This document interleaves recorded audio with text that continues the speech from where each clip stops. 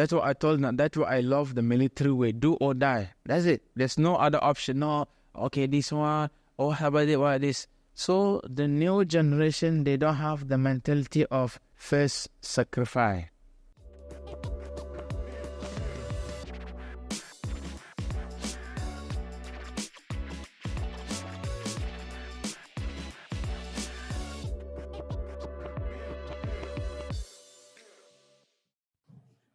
Assalamu alaikum wa rahmatullahi wa barakatuh.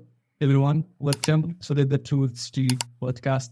Today we have a very, very, very special guest, Sheikh Abdullah. Welcome to the podcast. Sheikh Abdullah, that's not Sheikh Abdullah. So, how did this podcast came to happen? Musab called me a couple of days ago, or weeks ago, and he says, Yahya. I was like, what's happening? He told me, I just said the most amazing story ever. And he was speaking about you. He said that he met you at an open house and he just brought the craziest story ever. Yeah, and he said that he has been your student in school for many years and he didn't know this. So, yeah, also, Sheikh, I'm very interested to what the story is. I have no idea what it is about. So, before you start telling us the amazing story, inshallah, can you tell us a bit about yourself? Assalamu alaikum warahmatullahi wabarakatuh. My name is Abdullah Sabir Mahmoud. I'm from Nigeria, and always I tell my kids, I'm a Nigerian Ghanaian because my mom from Ghana, my father from Nigeria. Married with the 4 kids, 4 daughters, inshallah. Just remember. Keep them for us, inshallah. What else? Actually, 4 daughters? No boys, only than daughters. All our daughters, yeah. MashaAllah. Great blessing. Yeah, thank you, inshallah. But it's not easy to take care of them. As a Prophet mentioned, we pray that inshallah will be undoubted. Inshallah.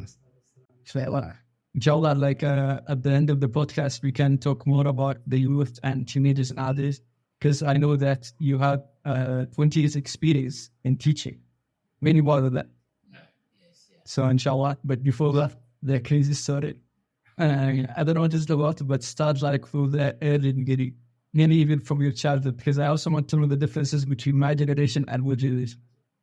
Okay. My story is, I can call it many stages. If I can say, as I told you earlier, my mom from Ghana, my father from Nigeria, and go back to the history of Islam in the West Africa genre. And mostly Nigeria played a very big role in the spreading Islam in the West Africa I'm talking. So my tribe, which is Hausa, is considered as a religious language. And mostly if I can speak the language, because most of the scholars, those that spread Islam, they are coming from the same tribe. They call it Hausa in the northern part of Nigeria. So my father was a businessman, like I said, trader. He used to trade traditional things. They call it goro. It's like they call it bitter cola. So he used to go to West Africa, Nigeria, Ghana, and come back. So from there, he met my mom. So, but is it every tribe has a different language? Yeah, they have different language depending on that. Of course, Nigeria, we have famous 3 major tribes, which is Hausa, it's mine, and you have Yoruba, then you have Igbo. And how do they communicate with each other? If as the country, English is the official language, but the language depends on the area. If the northern parts, mostly Hausa is a dominant.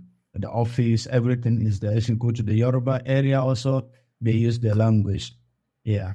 So unless if I stay in the area, I understand the language. If not, we have to communicate with in English. Yeah. So back to you. Yes. So my father got my mom, they got married there. So I came. And then I have 9 siblings. So I'm the 10th one. So I used to study because my father was, after they got married, as in the business doesn't work. So he stayed in Ghana. He used to go, but maybe once a year or once in in 2 years. He used to have some family there, some relatives. So some of them we never get to know them later. Some also just disappear. So he become like a imam in the area, a small village in the southern part of Ghana. So he used to be there. So my elder brother, he doesn't want to take as a study or in that area, just doing his own work. My brother also the same. So he has very high hope on me. So he sent me to the imam, which is at the big city, the village there. He's in charge for the Islamic school. So he took me there. So initially I used to go the morning, even I come back. So he say, no, wasting time. So better you stayed in the hostel. Even though just walking distance, my house and the hostel. So from there I start studying the Quran. He also in my house, he has his own groups. Kids are coming.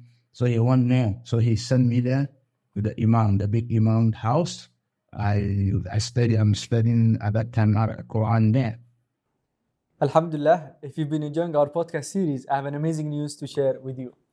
In just 1 month, we have reached over 3 million views and with over 150,000 returning views. But this podcast is only a small part of what we do. Right, Admas? Yes, you are right. Alhamdulillah. In fact, we have been producing Islamic learning content in this very studio since 2021. And Alhamdulillah, we have successfully produced courses like New Muslim Guide, Hadith, Comparative Religion, Usul Fiqh, and so much more. Allah subhanahu wa ta'ala said in the Quran, من ذا الذي يقرض الله قرضا حسنا فيضاعفه له أضعافا كثيرة. Who is it that will lend to Allah a good loan in which Allah will multiply many times over for them? That's why we would like to invite you to be part of our dawah efforts by contributing to your own sadaqah jari. Imagine for whoever who watch and benefit from our content, you will also get the good deeds out from it. So it's very simple. All you need to do is to click the link in the description down below to contribute your sadaqah jariyah. May Allah subhanahu wa ta'ala reward you for your generosity and your kindness, inshallah. Your father himself was a teacher. So yeah, he teaches Quran, but at a small scale, the area people, but for him, he want his son to be somebody. So he sent me to that imam house. So I stayed there, and then many students are coming from different cities to the imam. He has a big house and has 4 wives, and then he teaches everything for free. Doesn't have any money, just fi sabilillah. For us, what we do, morning we go to his farm to take care, and then after Zuhr we come back, just Quran the study. So you have some, I can call it so-called classes.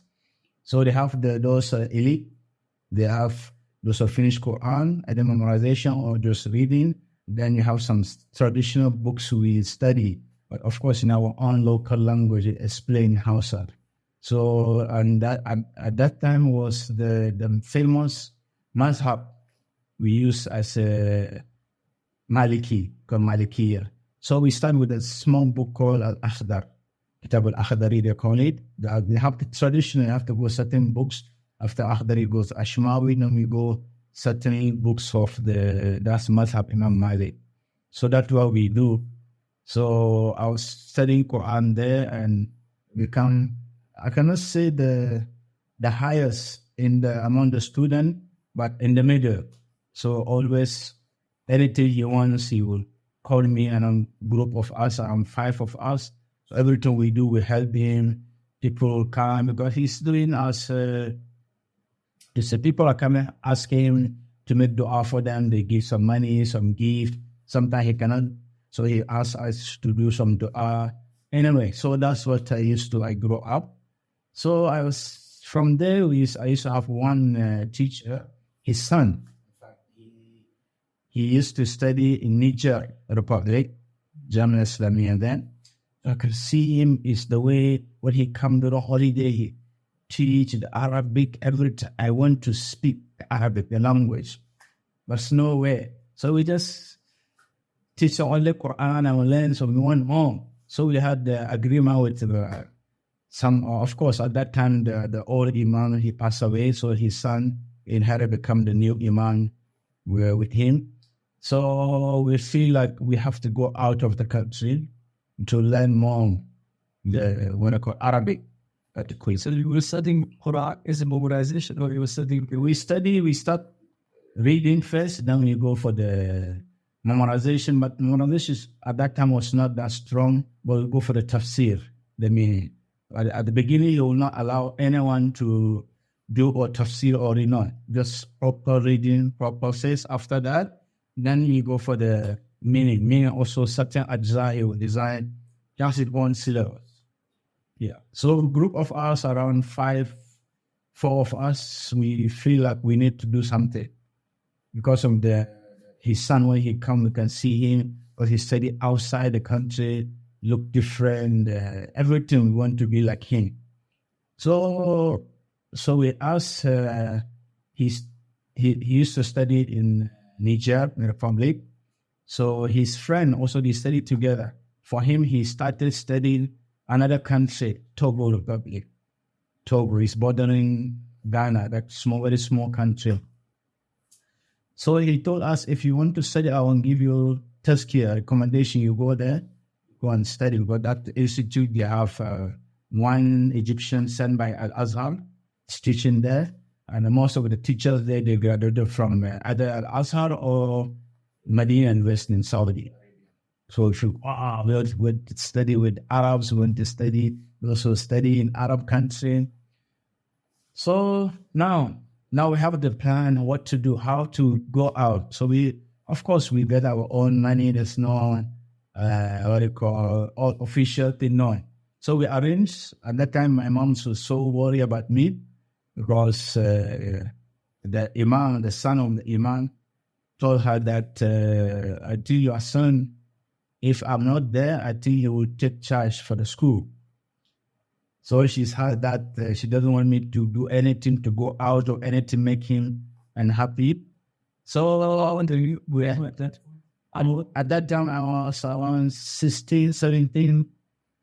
Yeah, something like that. So we want to go and study, and then we already told the imam he doesn't have problem, but how to convince my mom. The other friends, they already settled because their parents, they are sitting near to the capital city of Ghana, which is Accra. Mine is very far. So I just tell my mom, actually I lied to her. Later on, I told her a real story, because I know if I told her, she's not allowed. I told her I'm visiting my friends and I will skip Kumasi, maybe a few days. She said, okay, but take care. Yeah, so that was told. Okay, take care. So inshallah, see you.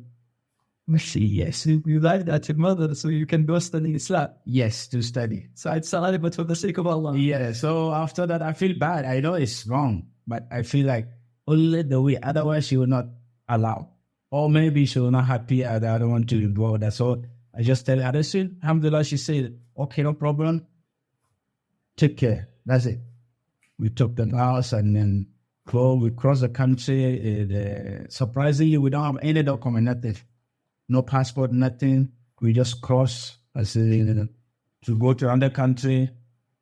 People look at you, crazy guys. What are you just traveling? Because at that time, in West Africa, particular traveling is just normal. People, they don't focus more on the document. Later on, we can because of the attitude of others. This politics around the world. Anyway, but like you said, you can go from country to country without having a passport. Yes. What about the borders? The border, just go. If you have student card, just show student or visiting, just go. The worst towards some country at the border, they have to pay money. You pay money, you just go. That's it. They have no problem. As long as you don't create any problem. Yeah. So that's what happened. We went to cross the border. We went to because at that time, you can take bus from Ghana direct to Nigeria. You can take any neighboring country, no problem. They don't have no document. Only you want to go by air, of course, you need a passport. So anyway, we went to the Togo. He gave us the commendation. I hope I'm still have it. I kept it, a copy of his handwriting, which you stars, the one who taught him at that country. So anyway, we arrived there in the capital city of Togo, which is Lomé, I have to take another bus for, 4 or 5 hours journey to the city. We arrive there, we see very small Mahad Institute. At that time, we went on holiday. So we just have 1 week holiday. We just wait and then find a way, because they said the school study there is free, but accommodation you have to find out yourself. We have some money. We just rent small place for 2 of us. Another one didn't manage to come. So 2 of us, we got the place and waiting for the school to open. The uniform, everything, we got it. So the school opened, we started going to classes. Alhamdulillah, they have language as a French. Compulsory, you have to learn. I started learning French. I love it, So we just become part of the community there. These kids, there's very young kids coming from Ghana to study. People respect us, or to study Arabic, to study Islam. They respect us. Unfortunately, less than a month, the conflicts, problems start, politics, at that country. So that city, they were against party that the government that at that time, Togo. So there's some demonstration. I remember we went, people are screaming. We came out, me and my friend. One of them, his name was Usman. Another one was Abdullah. And we call him Abdullah Shakir. Me and Abdullah Sabir. So we came out to see what people, demonstration, we see the military, with the gun, live shooting like that in front of us. One guy was hit, his leg fell down. Told them we are falling asleep, better we cannot be with the local here. Anything can happen to us. We went back. So we just waited. So you told your mother that you're going to travel for a few days. Yeah. And I didn't say anything. So after 2 weeks, I sent message to her, very long, and that time, letter, we don't write a letter. We find somebody's going there, one bus. Normally the traders, they're sending some goods there. So I do the recording, that on the cassette, on the old things, yeah. So I do the food, both sides. Apology, 1,000 apology, everything. Oh, we're happy here, study here, this. So, the time I told her I want to see my friend, this one, actually, I lie. I know it's not good, but I think it's a good time. I'm looking for knowledge, Islam. I hope you forgive me, everything. Long story. So I sent to her, she listened. Actually, my brother has a small recording tape. She listened to everything. He said, okay. So she also make a voice message send. Of course, because at that time we would take maybe 2-3 days or maximum 1 week before the message reached her. Yeah. And did she reply with another message or no? No, after I sent her the recording, she do another record. She used the same cassette, other side. That time you can erase with the old one you don't want. Anything you record, you erase the old one.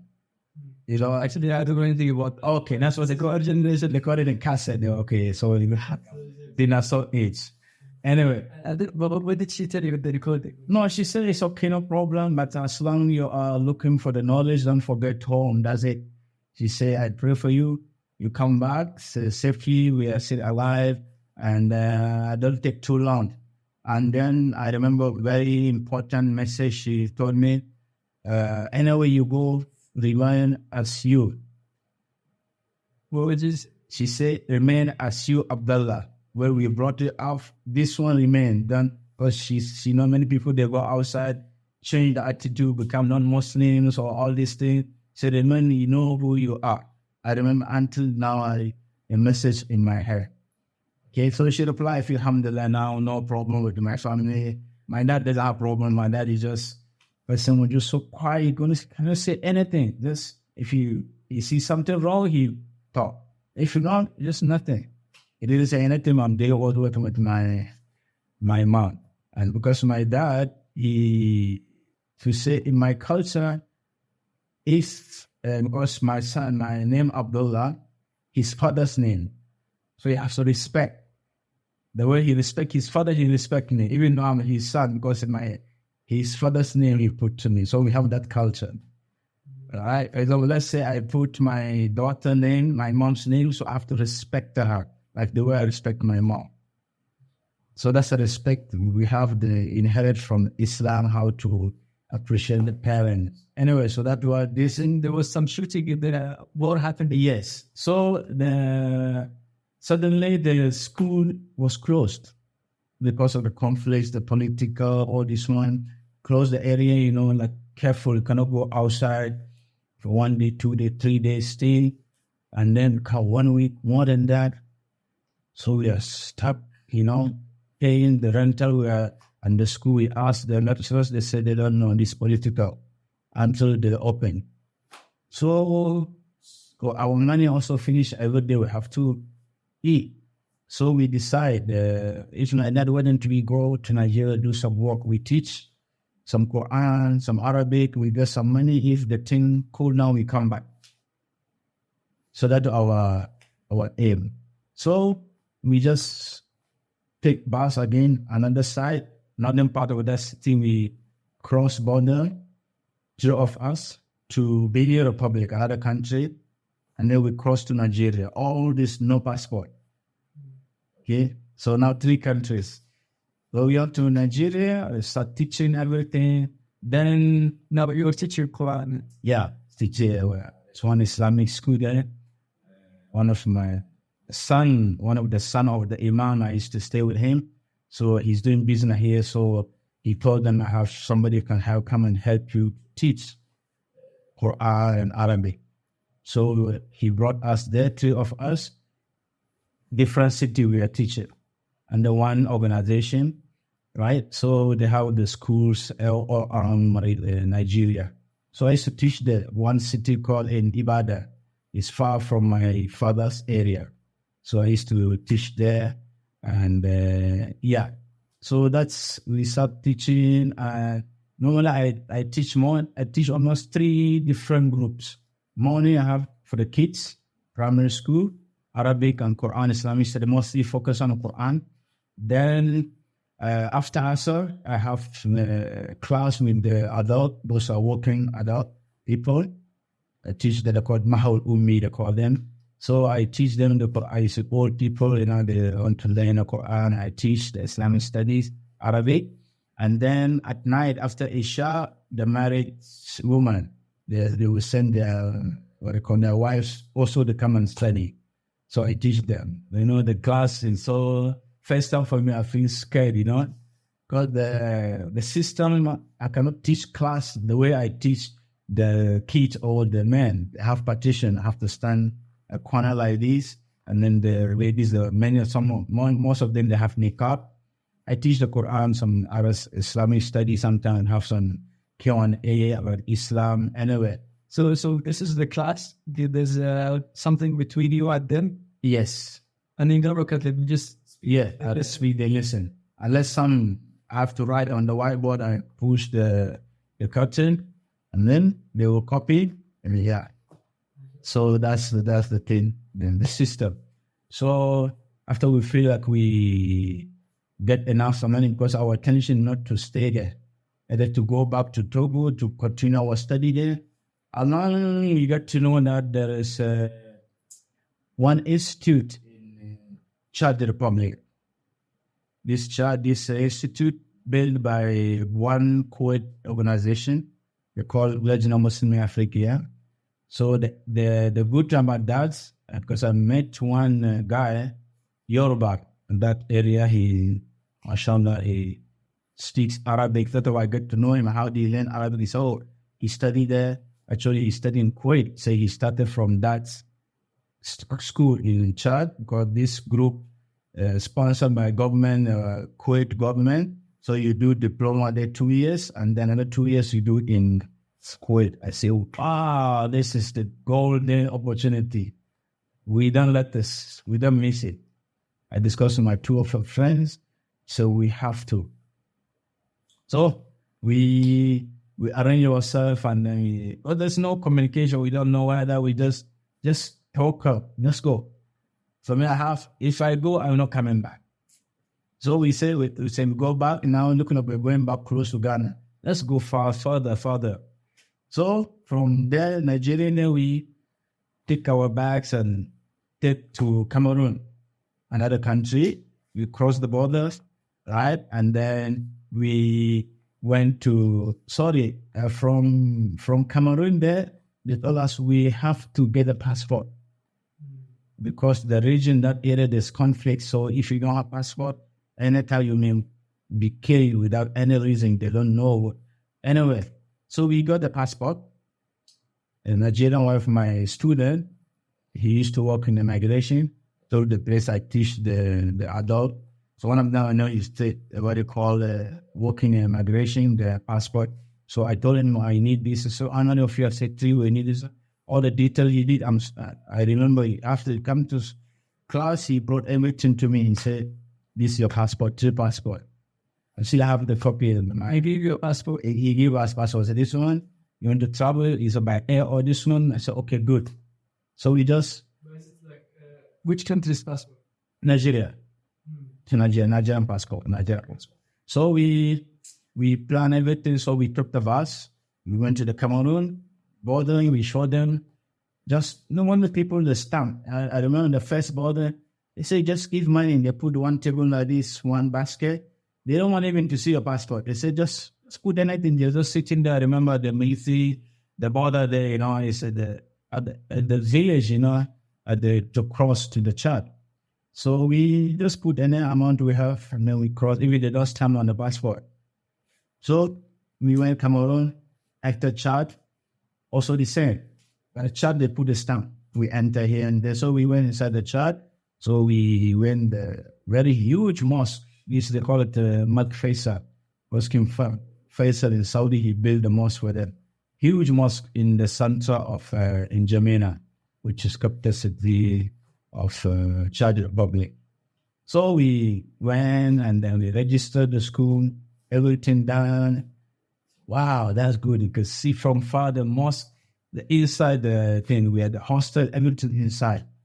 So we see now our dream almost coming true. But unfortunately, there's no what they call allowance for scholarship. So we have to do whatever means to live. The study, everything is for free. They give the books, everything, but the clothes you have to wear the long white jubba. That's what we need to prepare. So that's free, nothing. So I have to learn how to do the shoes, Before the shoes, we got to the school, everything done, and then we're waiting to start the school. Suddenly another problem started, like my first story for Togo. Politics also starts, at that time, this Idris Deby and one former president who said they have conflicts. So the whole city become chaos in the capital city of Chad, Jamaica at that time. So we went inside the hostel, but inside can see the wall, bullets hitting. The rebels, they will come from the desert, they come inside. They try to go into the government place. The government army will chase them out. Anyway, to make it very short, they're also closed. No business, nothing we're just sitting like this, nothing, until waiting when you're going to open. The institute, schools, university, everything shut down. Wow, so we're thinking, just in my mind, Allah don't make it like what happened in Togo. The same reason we lapse, we have clean reason, our aim to learn Islam, Arabic, and they do start happening and say, okay, no problem, talk on. So we just like that. After 1 week, 2 weeks, we said, because at that time we cannot stay inside the campus, the hostel, because they clearly lock. It's closed again. All students must find their way outside. When the school open, you come in. So look for another. I saw some guys, Nigerian guys, some Africans working there. They have their house, they rent it. So we stay with them. Of course, every month we have to chip in to pay for the rental. But how we need to get money from? Yeah. So what we have brought, I always teach there. I get a lot of money. And also those people, alhamdulillah, may Allah bless them. They know that I'm traveling to study. So many, they give me a lot of gift. I got a lot of money. this one stars, you get this one. Hopefully one day you come and teach us what to learn. So when in the chat, that's what we use. Almost become finished. Because the thing look like 1 week, you're not open, 2 months, 3 months, almost 4 months or more. Nothing. And the money finishing. And the one we stay with them, I remember one from Ghana, and 2 of them.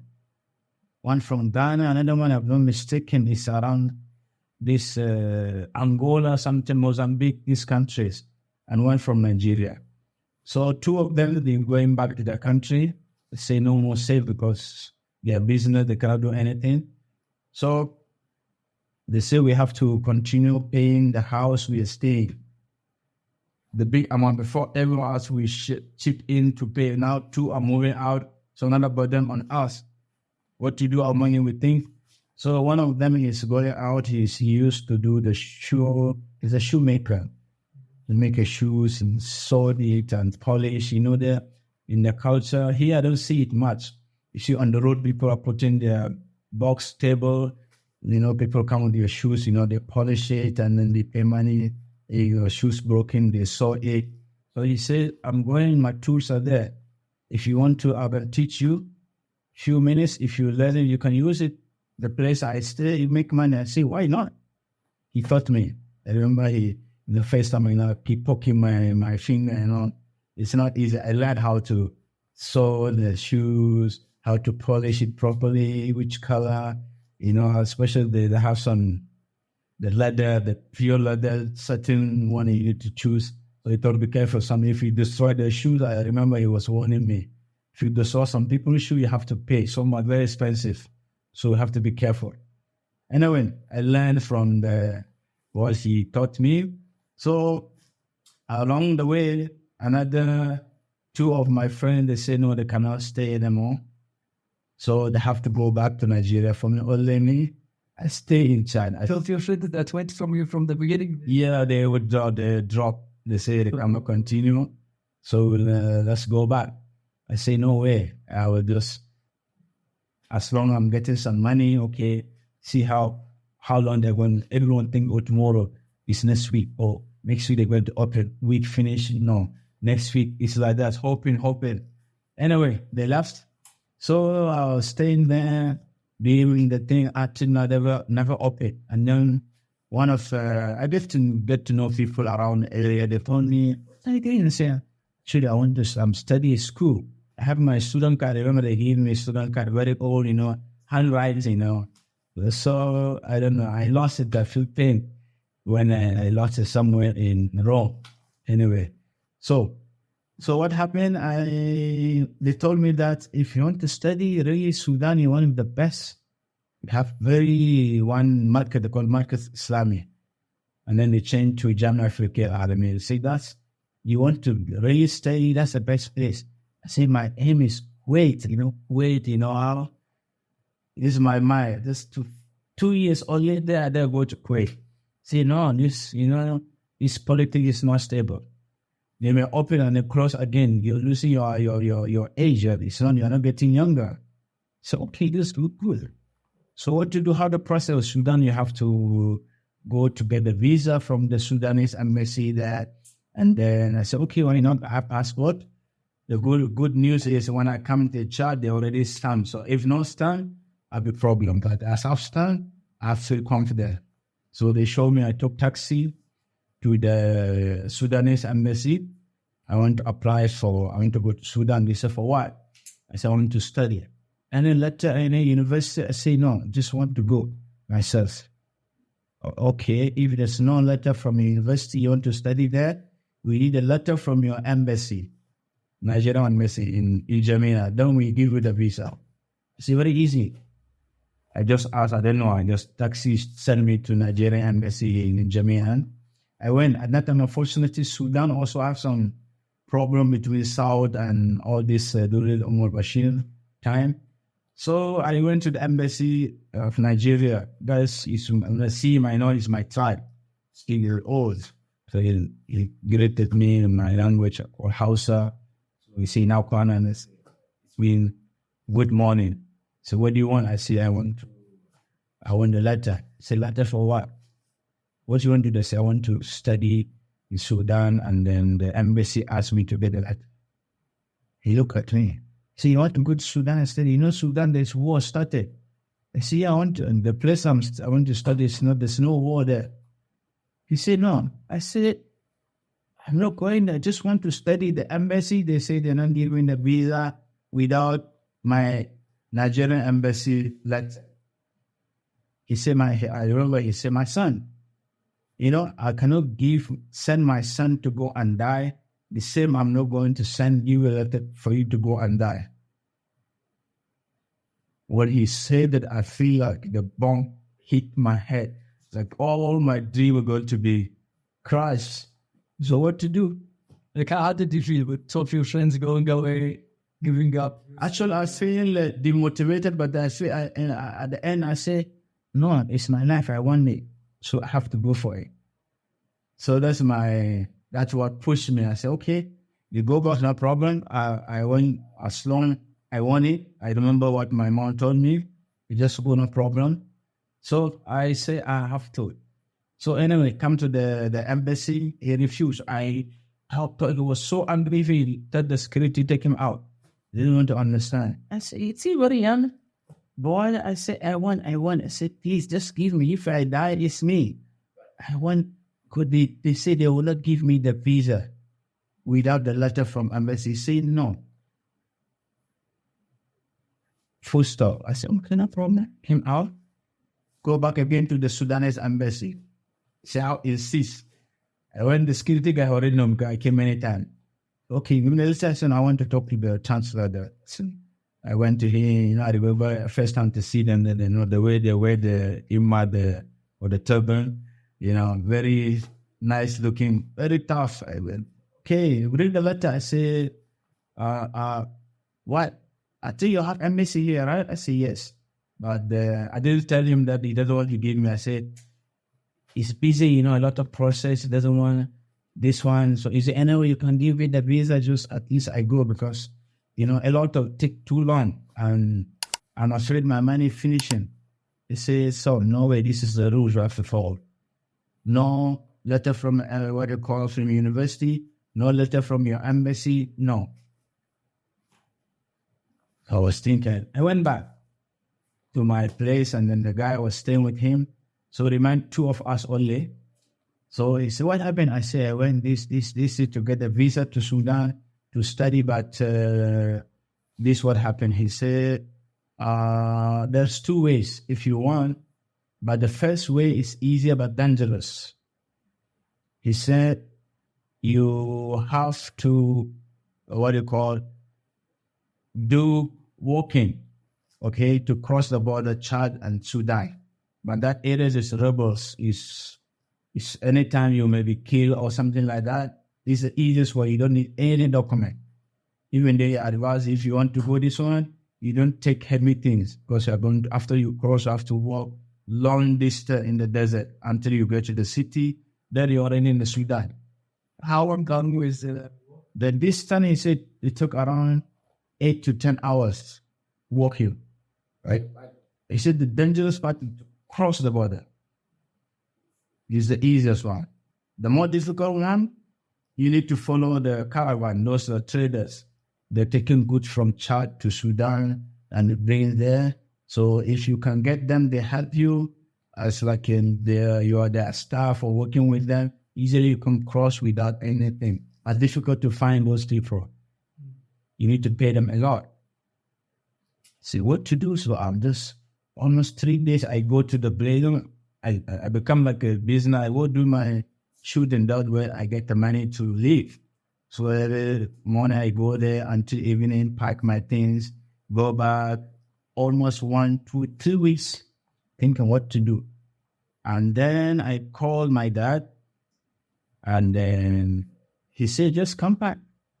Not necessary if you didn't get, Allah knows your intention. Near, you're going for knowledge, you didn't get it. That probably doesn't mean that you, give up. I say, no, I'm waiting. Just give me a few months. If I didn't, I'll come back. But in my heart, no, I'm going back.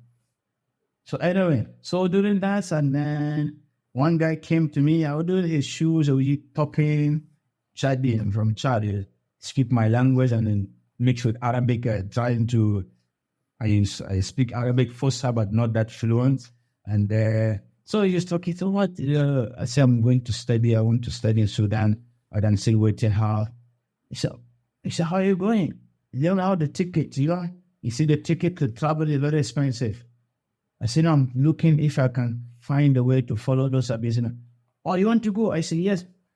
I have one, he described the place we used to pray, Zohor, at the market there.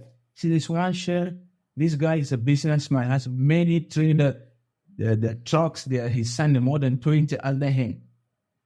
If you don't go and talk to him, he will help you. So if you go with those trucks, no one can tell you, no one will help. So he said, but you need to get him. Only the time you get him, only during Fajr time. Always we pray there near to the Surah, very small mosque. So I don't know him by the way he described. Very old, very young, short, and with the white hair. Because the guy is early morning, he will go his work another place. So the way he doesn't want to take me there because he will miss. If he go late with his job, they may fire him anyway. So he described me how he looked like. So I went to the Surah. I remember that I went very, very early, Fajr prayer, prepare everything. I went. So this kind of way he described, this is the man. So after finishing Salah, before he go, I just rush very quick. He's wearing his shoes. Says Salam alaikum. Oh, alaikum salam ya ibni. كيف حالك؟ ماذا تريد؟ And then تريد تذهب إلى السودان؟ When he said, I said, نعم أريد أذهب إلى السودان. هل أنت مستعد جاهز؟ غدا سواء مثل هذا الوقت تأتي بأغراضك. Which means if you are ready tomorrow early morning, bring your bags here after Fajr. That's it. Okay, about how did you know you want to go to? Because people come in talking to, especially when I say Salaam Alaikum, he said, Mother Turi. I say, immediately, I don't know, God put that, what I want in his mouth. He just asked, I said, yes. He said, bring your bag. That's it. I went back, I was like the happiest person in this world. Just, I want to go to Sudan. Trying to study. Yes. I just packed even my things. I told my friend, this one, the tools for the shoes. You want to give, and I want to study, it's up to you. For me, I'm done with it. I said, okay. This guy, he fulfilled his promise. Fajr, I came, he was there, standing. We finished prayer, we came up. He said, okay, he said, where's your bag? You bring it here. They called one of the driver. This is my son. Take care of him until Sudan, Khartoum. Okay? I said, okay, no problem. So he said, Abni, hal indaka gurush? You have money? I said, so he gave me some. He said, this one. Here's this one. I said, wow. No, but sorry, my passport, I just left it. Put it in my pocket. So anyway, to cut it very short, we depart starting around 9 a.m. morning. The journey we started, they say it would take 3 to 4 days, right? And then it's not only one car. I have around, during the time was around 15. Small pickup. A lot of goods they took from Chad to Sudan, then they brought from Sudan to Chad. And normally they go in groups because the desert to cross, so you don't go individual. And normally they go the one in front, the one who knows more about the roads. The first time for me to see the desert, there's no tree, no road, nothing. Just if the car pass, after 5 minutes, the wind blow, you cannot see where is the footstep, cannot see. You have to be close together. So we just go like that. And now, how do they know this map? Do they have map? No, they use the what do you call it? Morning we go until 12. There's place we have to take rest there until evening. Evening continue. Okay, the morning we cross the border, Chad. Yeah. Now we go inside the what do you call Sudan. We are not into the village yet. We have to be there. There's one place the people know that area, villagers, they're selling items. You have to be there. This is the routine. Okay, you have to be there around before 12. wait there until after Asr, then the journey start. But why did they start when the sun is already going down? Why not go in the morning? Morning, because they cannot use because normally the night they use the stars. And they use stars for the travel and the driver. They know this the direction, this one left or north or whatever, that's what they do. During the day they cannot, so we stopped there. I remember after Asr, and then we start the journey. It was, you have to bring something close and cover your face because of the dust, So because my what you call pickup was before last, second or third before last. So we are following the first driver is the leader, the one who knows everything. So unfortunately, what happened around the journey, our tire had a problem. So the driver slowed down. So the rest are already gone. The one in front, he thought everyone is following. So we stopped to fix it, the driver, as a squad driver, to fix our Chadi and all of them, even they're wearing like military, even they are civilians. Anyway, so we took time to fix it before we got already gone. So to make it very short, we lost in the desert. This caravan, the group already gone. So we just keep like off that area because the driver doesn't know. Just go and then come back again. We don't know which direction. Is it left, right, north, south? Looks the same. It's the same. Did you have any phones with you at that time? Sorry? Any phone with you? No, come on. I'm talking about there's no phone. No phone, no. Only the driver has like walkie-talkie for the military to communicate with the driver. Even only certain distance, very long distance doesn't work. Just keep it aside. So to make it very short, we are lost. Now the driver, he stopped somewhere. He said, "Now I remember around almost 3 or 4 a.m. I'm talking about the sun. You see the moon. You see the stars." At night, enjoy, but in my heart, wow, which situation we are now. Okay, so he said, now everyone calm down, right? We are lost. I don't know how we're going to get done. Just relax and stop somewhere. He said, we pray for Jews, then we continue. So we pray and then continue journey. After he said that, because when we see the way, it didn't look like something going on. So he stopped and tell what happened. And we keep the same until Fajr, almost close to Zuhr still, we're having this issue. And we stop somewhere. Of course, food almost finished. The water has very big jerk. I said, this one we have to maintain it. If it's finished, we don't have any source of water unless Allah give us way to come out to find the villages or whatever. Anyway, so you have to take this one, what you call plastic cup. That's it. That is everyone go through and then close there and become like a treasure water, That's why Allah said, وَأَمَا بِنِعْمَةِ رَبِّكَ فَحَدِّثْ. Right? So feel like, wow. So anyway, so that's what we're doing around here, and there's supposed to be 1.5 day. Will take us almost 1 week, if I may exaggerate, around that area. So we go to another one.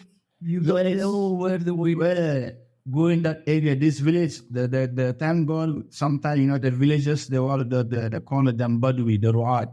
They're taking care of the animals. Sometimes area like a valley, a lot of some trees there. Because of the one it's rain, a little bit the water there. So they're taking care of the animal. If it start drying, they'll move another place. So we came some area, we found, wow, there's water there, people, you were there, and then I remember, that's very sad, the things happen. We don't have food, nothing.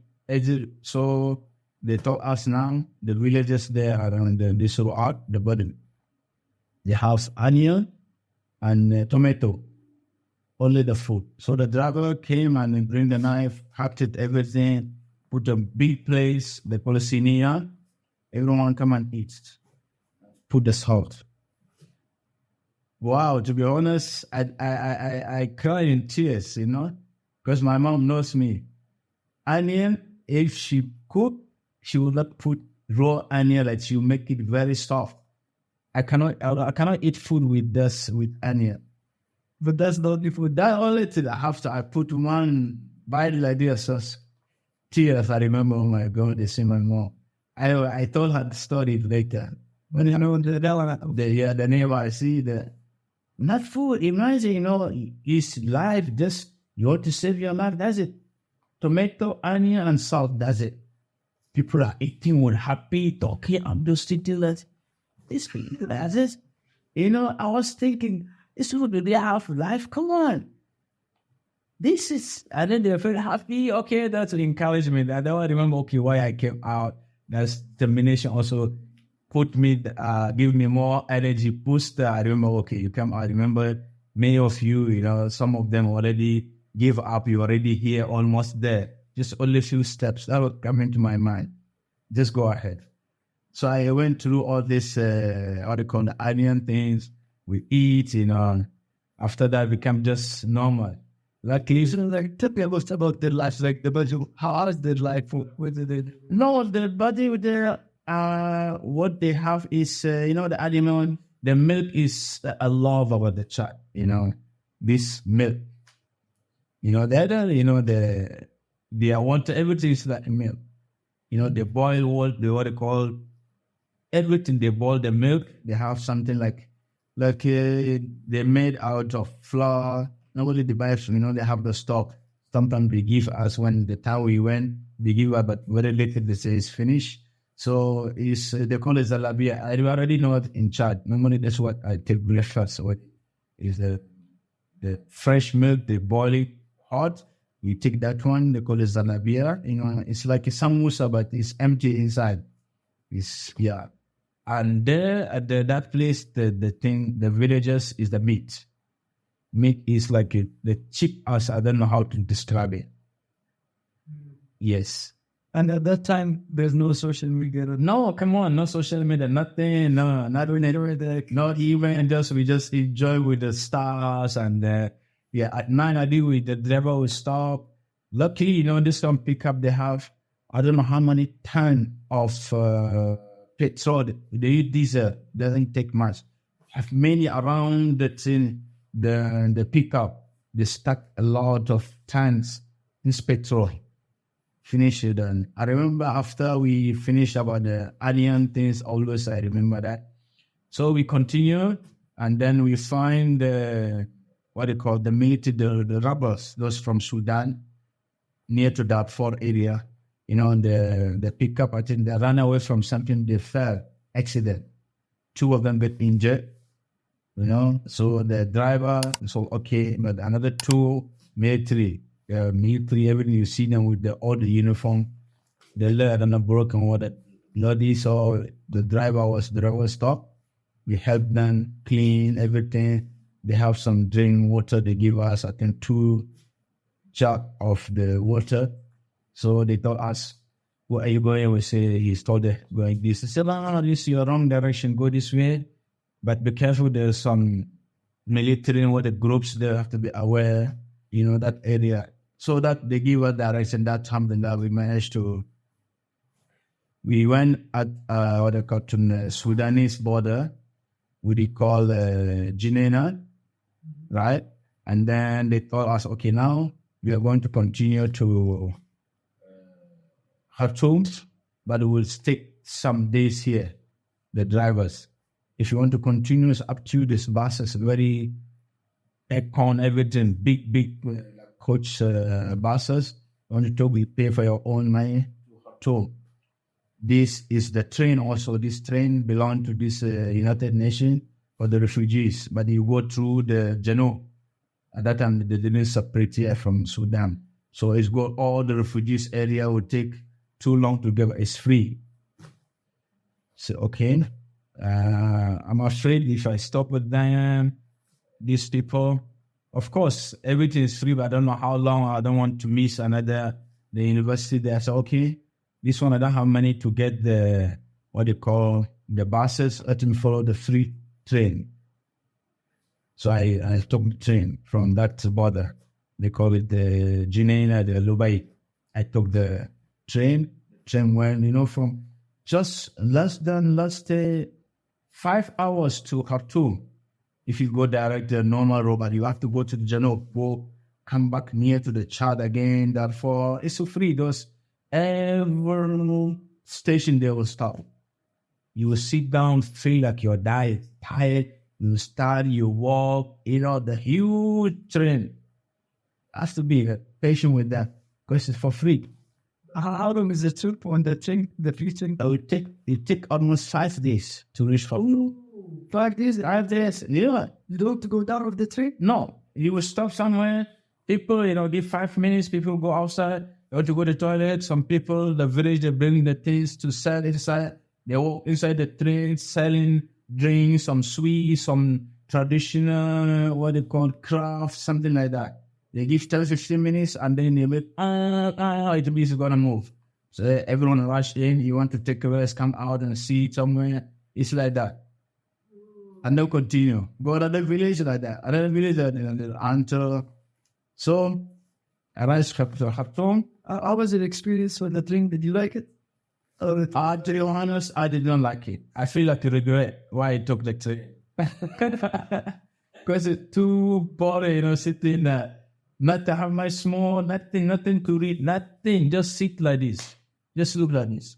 And it stop, people go out, someone I'm in. This one go in, out. It's like, only to refresh when it stop, not every place they stop. Some area after 2-3 hours, they will stop. Okay, now 15 minutes, they make announcement. People go out, then you refresh, go out, you can see that some trees, yeah. But did you have the money to go directly the other way? Actually, I have, but I'm just key. I don't want to spend it. I don't know what's going to happen. Because I experienced but before Chad and here, Togo. So I don't want to miss, right? If I get my goal targeted, then I know what to do. So I can take the bus until Khartoum easy, but I feel I calculate, I say no. That's for another thing was adventure, let me explore something. Right, but it was bad. Beginning was good. I like it because of that. I can see the scenery, the environment, you see the birds, suddenly you see the grass, very green, suddenly you see the desert. It's like that, you see. So, the next arrived the station Khartoum, this Undurman, around area. So I took the bus to Das University, called Market Islami, famous by this name, they changed it to Al-Jamia Al-Afriqiyya Al-Alamiya. Right? So I went there at the security, they don't even stop me, just they know everyone mostly. That's like a big, huge university. Huge. Yes, on the other end. Wow, when I see the building from far, the mosque is in the center. Huge. Say, wow, alhamdulillah, that's all the time, whatever happened to me, I forgot everything. Say, now let's go. Enter inside. The first thing I asked were the Nigerian students. It showed me, I remember one of the Nigerian students at that time, the president. His name Adam Beach. I'm still in touch with him. So he came out us. He told me, okay, what are you doing? I said, I just came. So, okay, no problem. But now you came the wrong time. What? They say because the university, they use yearly system at that time. It's not semester. He said, we just started now 1 month ago. Study. But I don't want to give you the bad news. Just relax. So he showed me his friend. He said his room is normal. One supposed to, but it's not there. If you can be in his place, unofficial. After tomorrow, we go to the office, see what's going to happen. I said, okay, even still what he said started disturbing my mind. Anyway, so the guy, the roommate was, his name Jibril Lo from Ghana. Very nice guy. I'm still in touch with him, but long time couldn't communicate. Yeah, very nice guy. Arabic, mashallah. He's from Ghana. So I stayed with him for quite waiting for the second day. We went to the admit. You tell him the story, the guy you're staying with? I know. I didn't tell him. So anyway, we went with him to the, that's what that they do normally, the Nigerian student or any country, university, they have election, they have what they call the union for that country.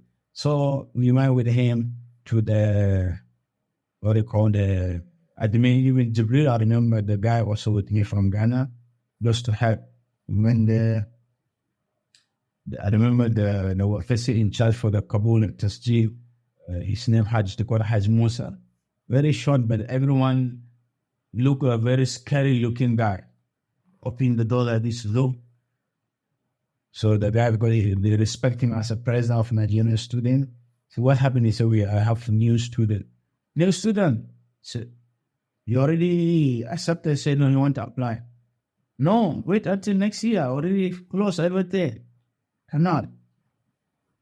So he said, anyway, see, no, he said the system already closed. You come next year, no problem. But and he submit the documents until, so the next year he can't do the imtihan about Hariri inside. Those are inside Sudan first, then those are outside second.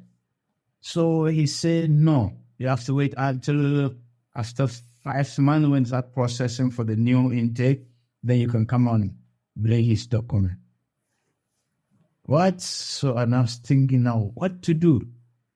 Because I left on time in Chad, but all that told him this was on the journey that I missed the intake. I didn't know this intake would go together. Anyway, so he said, now I have two options for you, or actually 3.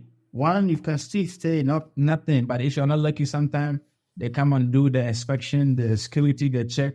You're not a really student, they will take you out. But it's very bad. But so at that time, how long when you left your home country? It was, if I'm not mistaken, almost 6 to 7 months. 6 to 7 months, and you haven't studied? I didn't study yet. Okay, so come back to the story in Sudan, Jam Africa. So he said, I have 3 options. The first one, no problem. The room is stay there, no problem. The food we can, because now there, the student, they give them they study under scholar.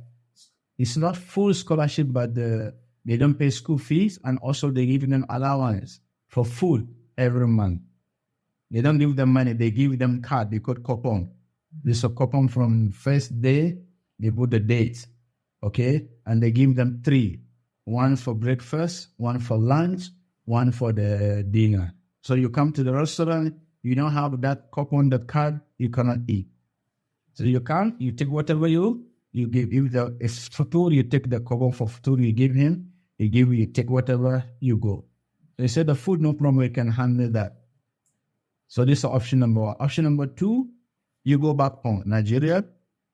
Then you come back next year for the intake, right?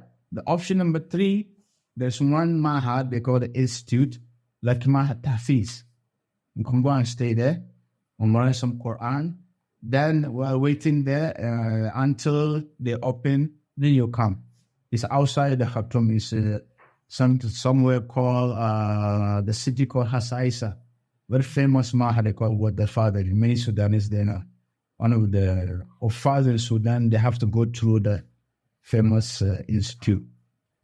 I told you, that's very what I'm looking for. No problem. I take the last option. Number 3, I go to the mahas, the tahfiz there. So he said, okay, no problem. So there's one organization called Munazama Dawah Islamiyya. This one organization sponsored by the Sudanese government and some Saudi government. They're helping the needy student, all this one. So he took me to the guy, Allah Rahman Hassan Mekki Mas. Few months he passed away. Very nice guy. He give you the letter, you go anywhere, they help, food, whatever. Anyway, so he gave me the letter, that's Hassan Mekki, to go and give to the mudir, the person in charge for the mahad, the tahfiz area. So very energetic. So the student in Nigerian student, Ghanaian student, everyone contributes because when they give them, I told you, they give them the coupon for the what they call the money for the food, right? They give them also soap, sabol. But this sabol is like it's a bar sabol, the one they cut. I don't know you're familiar with it or not. I don't know, like a bar, some. Yeah, so the soap, but there's the one they cut like this. Normally they give you coupon for breakfast, lunch, and dinner. The sabun also they give around 10 or 15 for you to wash your clothes, take shower. That's what the university will provide for you. The rest, whatever you need extra is up to you. It's from your pocket. Okay? So they gather a lot of sabun. They give me, I'm going that. If they say they want me, it's a very tough life there. There's no luxury, just only Quran. I see why I love that. I took all this one. I took the bus and went, and then give to the mudir, look, okay, from Hassan Machi, okay, no problem. Give me the loan. And then the first day, do you have, with your bag, do you have anything, any books? Because they don't allow you to read anything, only Quran. Oh, I say I brought some books, books put in the mudir's office. They don't allow. Only Quran. You come for Quran, must read the Quran, must memorize. So you go to that school, any book you have? No, they don't allow to read any book. Even your students study, you have exam, no. They focus on the workers Quran. And you see, oh my God, I wish this one of my dreams to have this kind of institute before I die. It's very wonderful for the memorization of Quran. That system, early, after 10 o'clock, 9:30, after dinner, everyone must sleep. Wake up 3 o'clock a.m., Quran, until Fajr. The one Mahad there, they call it, Wad al-Fadani, Hassan Sheikh Rayah. I heard he passed away, Allah Rahamu. So he has a farm for the cows, this one. The milk, everything bring for free. They have very big jar, they boil the milk, the student take, and it's like that. It's feeding people for free. So they sleep like this ma'ahad, you go in, they take all the books. You can only focus on the Quran. Yes. Sleep at 10, wake up at 3 before Fajr. From 3 until Fajr, memorizing It's Quran. Until after Fajr, continue until around 8, 9. Doha, everyone pray Doha prayer, and then you have to sleep. Kailula, they call it. You have to sleep, must sleep. You don't want to sleep, up to you. But no official activities. Until close to Zuhur, everyone must wake up, those are sleeping, and then prepare for Zuhur prayer, then continue again, Quran. MashaAllah. So the whole day, memorizing Quran. And the good thing about that, they accept everyone. You see some people, students, some are coming, even visitors. They want to stay there for 2-3 weeks for Quran, just to memorize. I remember I used to have many Shuyukh coming from Afghanistan, from many countries, just to come and sit there for very few, just to memorize or to revise what they memorize. Yeah. Wallahi, we need this now. Yeah, so that's another great experience, unexpected. But I got in. Yeah, it was really, how to say, but unfortunately, at that time, there's no phone or no this documentary to document a lot of events, to have some, yeah. Okay, so anyway, I was there. Did you memorize the Quran there? Alhamdulillah, I managed to go through. That's a good thing. Because at that you have free time. You must, if you really want. The style they do it is they have the shuyukh, they have a different level.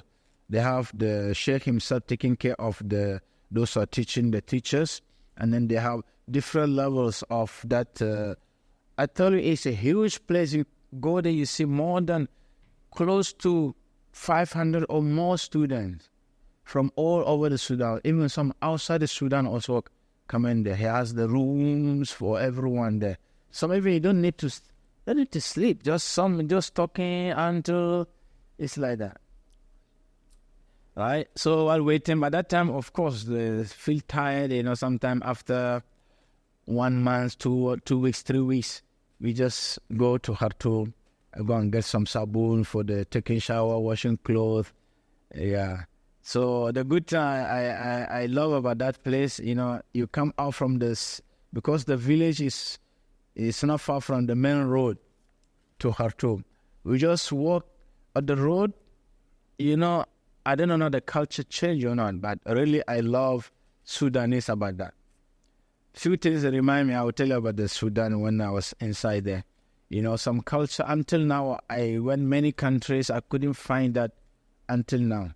I don't know now still continue or not. Okay, let me tell you what I just remember, which is Ramadan. Ramadan, iftar, you'll never, if you go out, you must breakfast outside. Let's say you invite me to your house, right? And pass, their culture, everyone bring the food on the road, put there. Let's say, my neighbor, everyone bring the food outside there, sit there. Anyone passing by, you must breakfast there. They will not allow you.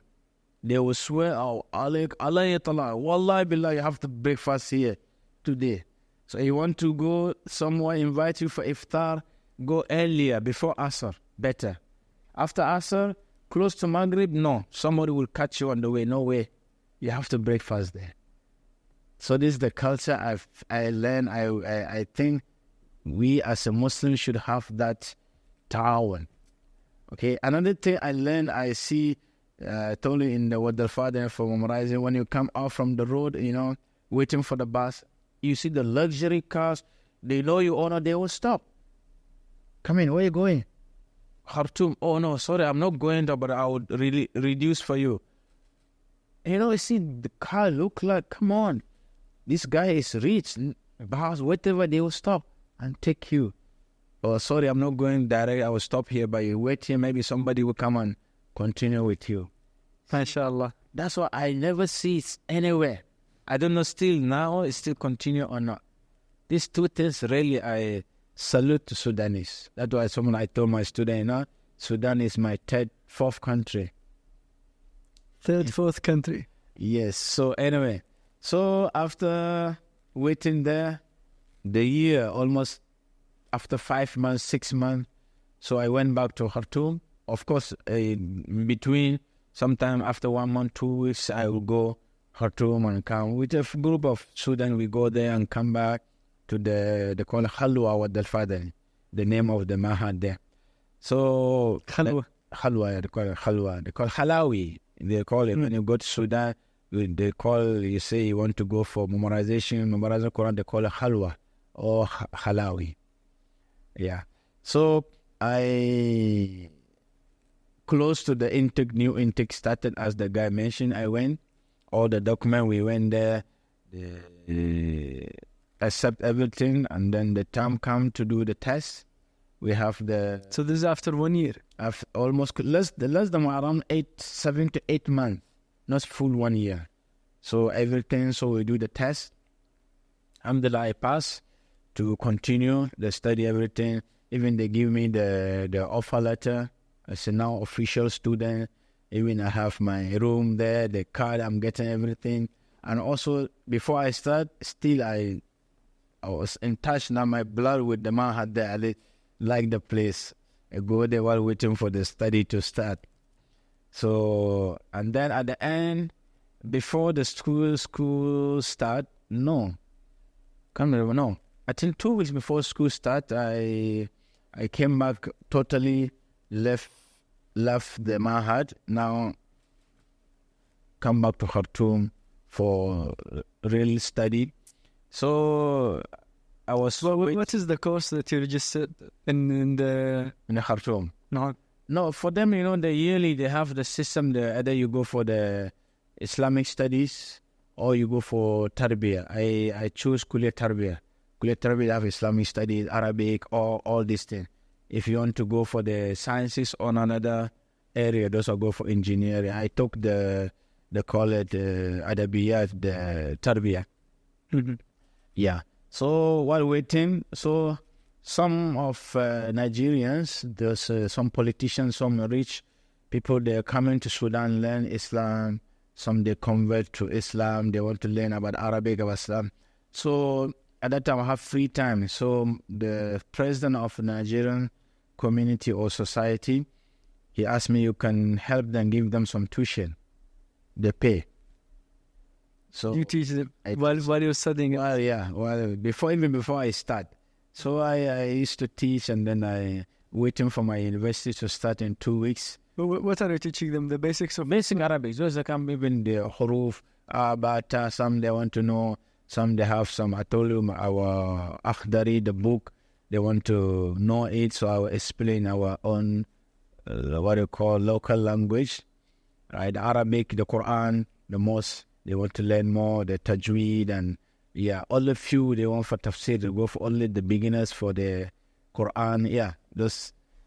It's not like official charging, but they give whatever they want to give. He said just because he used to do, but he's busy with his study. He said, I have free time, continue with them. Around 2 of them, very rich people. So I used to do that. So I stay in the hostel. Morning I go, I teach them. They're having school. They're having some university. One of them studying one Jamia Durman, I think. So he's learning Arabic. So I help him for some homework or this one anyway. So that's why I get some money there, here and there. So at that time, I told her when I was in the Mahad there for the Tahfiz, when I came from Chad, I have some money. So I spent a lot in writing letters. Normal letter, asking for scholarship, asking they get to universities, because I see the student situation is okay, but look tough. And then if you can get another place better, why not? So I started writing letters, especially Qura. My mind just Qura and Kuwait to get scholarship to go and study there. You see how human beings so greedy, All these I want here, from Togo to Chad, now to Sudan, are looking for, of course, this is a human being. We are looking for better and better and better. I wrote a lot of, especially one at the time I came, I told you that it was the intake already over, looked like depressed, but the good things about in the Quran there, so it released me a lot. At the same time also I sent a lot of letters, universities, mostly Arab countries, to get admission. No news. So the university almost, I think, started 2-3 days, if I'm not mistaken, in Khartoum. I got a letter from Jordan, admission with scholarship. I was not just excited, but my roommate, I told her, the Jibril, she, wow, this is very good. I said, he asked me, I said, do you think I need to go or not? He looked at me, are you crazy? So we are Sudan here, just full and all these things. Go there, maybe it'll be better. Plus universities, they knew, maybe through you, we will get many students, Africans or Nigerians, Ghanaian, they will get chance to go through you if you are there. I said, okay. At that time, you don't know what is Jordan, I don't know where is that, what's Jordan, anyway. So I said, wow, I saw the letter, everything, Jamia Jamia Al-Bayt. So I don't know about Jamia, the university, what is it? It was a new university, later on I get to know. So now, but the only thing they mentioned, there's no ticket. You have to pay yourself flight ticket to go there. So that demotivated me because I don't have, my money I have is not enough. So I was, I just tawakkal. Okay, what Allah choose, I just do istikhara what Allah choose for me, because actually my heart was just continuous with that. But all my friends, all those that say, come on, Jordan, I wish if I have that one tomorrow, I'm not going to sleep in Khartoum. I will go. So I don't have that motivation for that. I said, okay, I do istikhara. I don't have a problem now, the money, I don't have the ticket, right? So I remember the guy, his name, Mr. Muhammad. I think he passed away, Allah rahmahu, later on I get to know him. So he helped me a lot. I go and teach him, I told he's rich there. One of them used to be working at the Central Bank of Nigeria. I didn't know. They come, I teach, come, okay, I go home and give me $20, $50, $50 in Sudan at that time. become like a son of Omar Bashir. Really, to be honest, I love. huge, a lot. He just give like this. What? So he asked how much. I say, no, just anything you want to give. Even you don't have no problem, just make dua for me.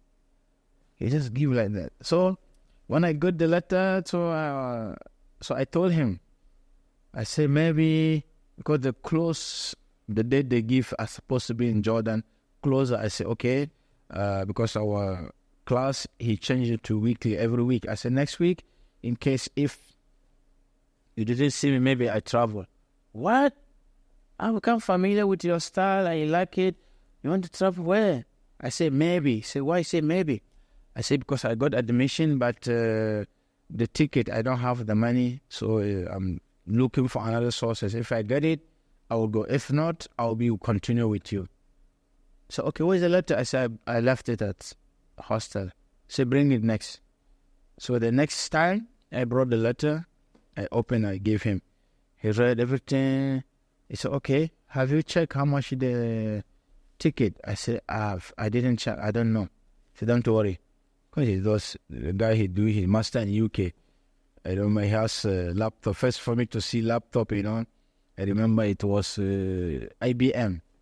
He checked like this. He said, okay, no problem. I don't know what he doing. I know he checked the price. So he said, okay, no problem. Tomorrow come. Something like a joke. I was just my mind. Even anything I do, I just thinking. I stay, I go. I want to go, but how to go? I want to stay here. I had confirmed. So my almost 70%, I will stay in Sudan, studying German Africa, because I already used to friends, especially this what they call Jibril and another friend called Omar from Ghana. Many of Nigerians, become many activities. I joined with them. So the next day I brought the letter. I came to the guy. So okay. So we do the study. Before I go, this one you go and get the tickets. I opened almost $800. What? The ticket was around 500 something. Give me $800. When all the money I came off, I was shaking. Is it true or just dreaming? I came back, I remember the Jibril. I told him I got money. He also is worried, the Jibril. He helped me a lot. Many organizations just to get the ticket, they say no. Ticket, money, cash is difficult. If a letter to give you, okay. But to give cash, difficult. He tried many organizations, Jibril himself. Nigerian society also, they try, couldn't get. So I said, I got it. How? I told him this guy gave me this amount of money. Wow, he said, okay, tomorrow let's go to get the tickets. Before the ticket, he said, we go to the embassy first, Jordan. They gave me visa for 1 year. So we get the tickets. So they helped me a lot. May Allah bless them. So the dream of continue finishing Sudan is over. So now go to another, I don't know where, at that time where it was the Jordan. I know it's for me, my mind close to Saudi. I said, okay, maybe easy, I can go to Saudi. My aim was really to study in Al-Qura. Why are you so focused on Al-Qura? I don't know, because I read many books, many scholars, see them from Al-Qura. I don't know, even the name, I feel like, come on. I love it, really. So, Al-Madinah, this Jamia Islamiyah, I don't know. Sorry to say, I never have the key to apply or to go there. You just want Al-Qura. I say, okay, close there. I want to see the map. Okay, so Jordan, only pass, Tabuk, just cross, go to the Saudi, no problem. Anything, at least easily can go there. That's my mathematically how I put in the geographical terms. Anyway, so I just get a ticket, just take my bag again, pack everything, just... How was it? Was it your first time flying, was it? First time in my life to fly, look like someone coming from village, doesn't know anything. But I was so calm, follow whatever people do. They go here, I follow them, everything. Anyway, from the airport, go through the checkpoint, everything clear. Then go to the plane, sitting, waiting. I was wearing our traditional like this one, but longer a bit but lighter. I remember the thing what happened to me after in the airport. From what they call the airport, Malika, what they call Alia, to the Amman area. I take a bus, long distance, almost 1 hour journey in the bus. Because that time was during what they call summer. No, it's winter time. So I didn't feel like it's just normal. Sudan was just normally hot and all this heat. So I have to wear just light clothes. So in the airport, I don't feel anything in Amman because in the heater everywhere. In the bus also, when I come down from the bus in the Amman, I would have to take another bus to my university village, what they call Mafraq, close border to Syria and Iraq. They call it Mafraq, that's Al-Bayt. So I asked, I'm going to go to Al-Bayt. I was arguing with those people. I was shivering like this. Cool snow. The first time African man from like me go all through the desert, the heat. Now suddenly in the snow, the guy was I was talking, I showed them the letter, the offer I got from Al-Bayt. So just come, go inside the bus. I said, this bus written going, they mentioned another city. I said, no, this go to Al-Bayt Mafraq. They say, no, it's the same place. I was arguing. They said, come in. I don't want this guy die here because of the cold.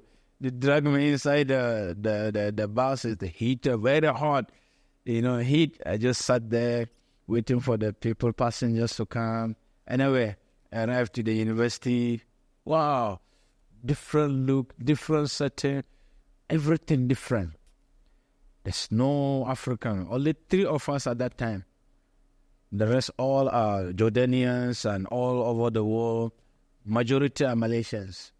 Malaysians? Yeah. Because the university was new. We are the first batch, first intake. The university was, what we know later, is a special gift from the King Hussein, King of Jordan. He gave to that region because, the politically, when he do the agreement with the what they call Palestine, what they call Israelis, right? So that region, they don't like that because they're really Jordanian. They don't want the agreement between Israelis to happen. So they're against him, his many politics towards that area. So he said he will give them special gifts, right? So to cool them down. So my university actually, originally was not built as a university. Jamia Al-Bayt was built, supposed to be military camp for the whole Arab region. Oh, then they changed it to... Yes. Why? Because later on we get to know through the university what they call, what we learn, right? The area, Mafraq, was, they have, when they have conflicts between Israelis and Arabs, so Saddam and Gaddafi, they say we have to have our own power like NATO, right? So they say we have to do, otherwise we'll be left behind. So they agree everything. So Saddam, King Hussein, he said, I'll give you the land to do the operation. Saddam said, all the equipment I will sponsor. Gaddafi said, the training I will take charge. MashaAllah. They everything done, they build it all like a military camp, exactly, everything. They almost to start operation, the problem, Saddam and Kuwait, the conflict, remember the first, Saddam entered the Kuwait, the problem start from there. So the Arab unity become separate, everyone his own based on the agreement, US come in, this one here, anyway. So the place left nothing there. They sponsor money, they build everything, paint, furniture, almost everything done. Right? Only the military equipment is not there yet. So now the Arab, they are not together in terms of one idea, one goal. So King Hussein said, if like that, I will use my land because already building is there. So he changed it to university. He called it Jamia Al-Bayt. So now you're in the university. Yes, I'm in the university. Start and alhamdulillah, I study.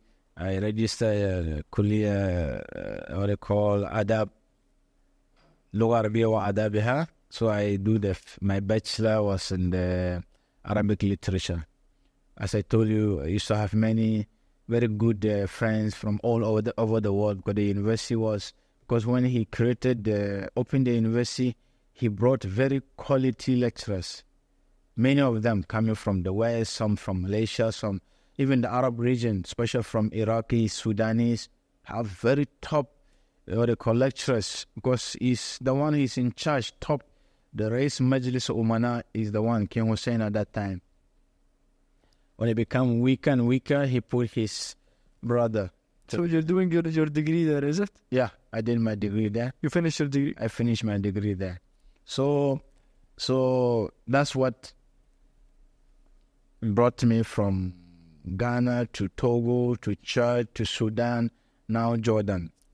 At that time, my study was scholarship for free. And in fact, we got allowance every month. We get around almost 100 something US$. Yeah, it was good money, so we keep. And is there anything you notice with the Jordanian people? They're different from Sudan, different from... Yes, different. Sudan, maybe because of the situation, economics, things become like tougher in terms of living and the facilities. But Jordan is, everything is there, but how to say, people, they are not, how to put it, because they're grateful.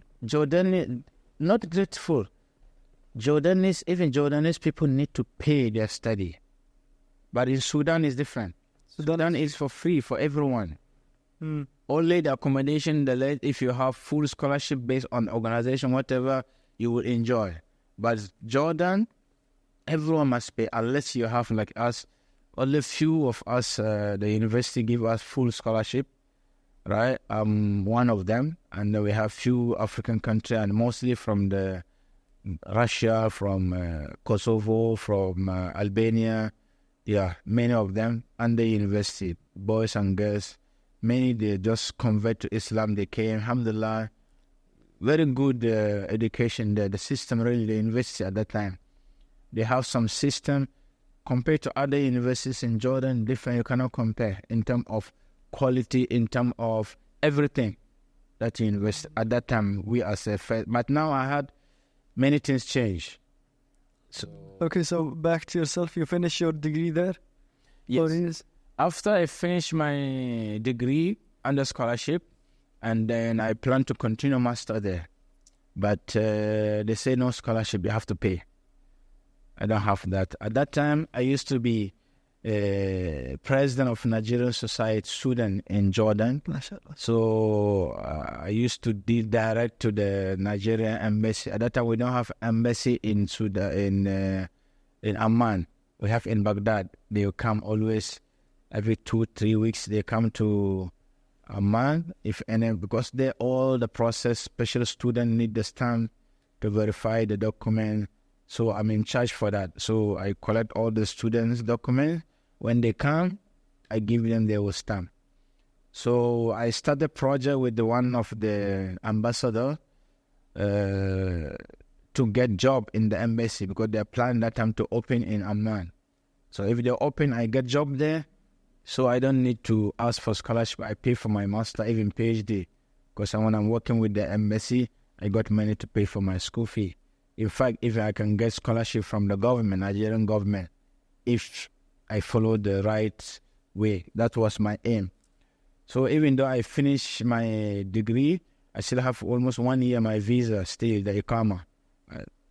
I can use it. So I used to, with the ambassador, I was helping him, sorry to say, I cannot say he used me, but kind of. My aim was just to get close to him so that I can get job there. But for him, he take a different thing.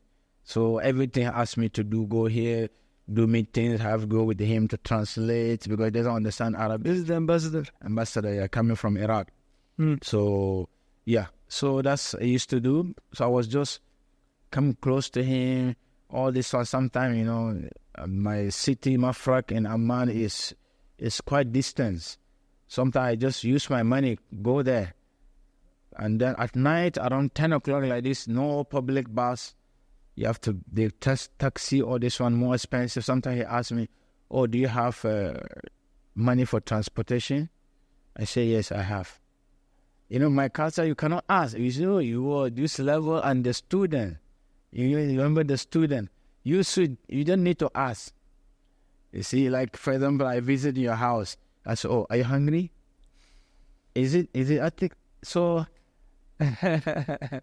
yeah, so that's what happens. So many times he'll just say, I just go like this. I deserve to get something, but it doesn't.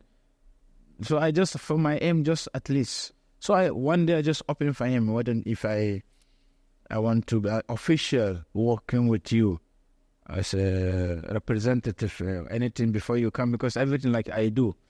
He said, okay, no problem, bring your document, whatever you already graduated, bring all the document. I said, okay, I was so happy, you know, I will get it. So I love Jordan at that time, you know. I have many friends, we go for the... That time you forget Qura.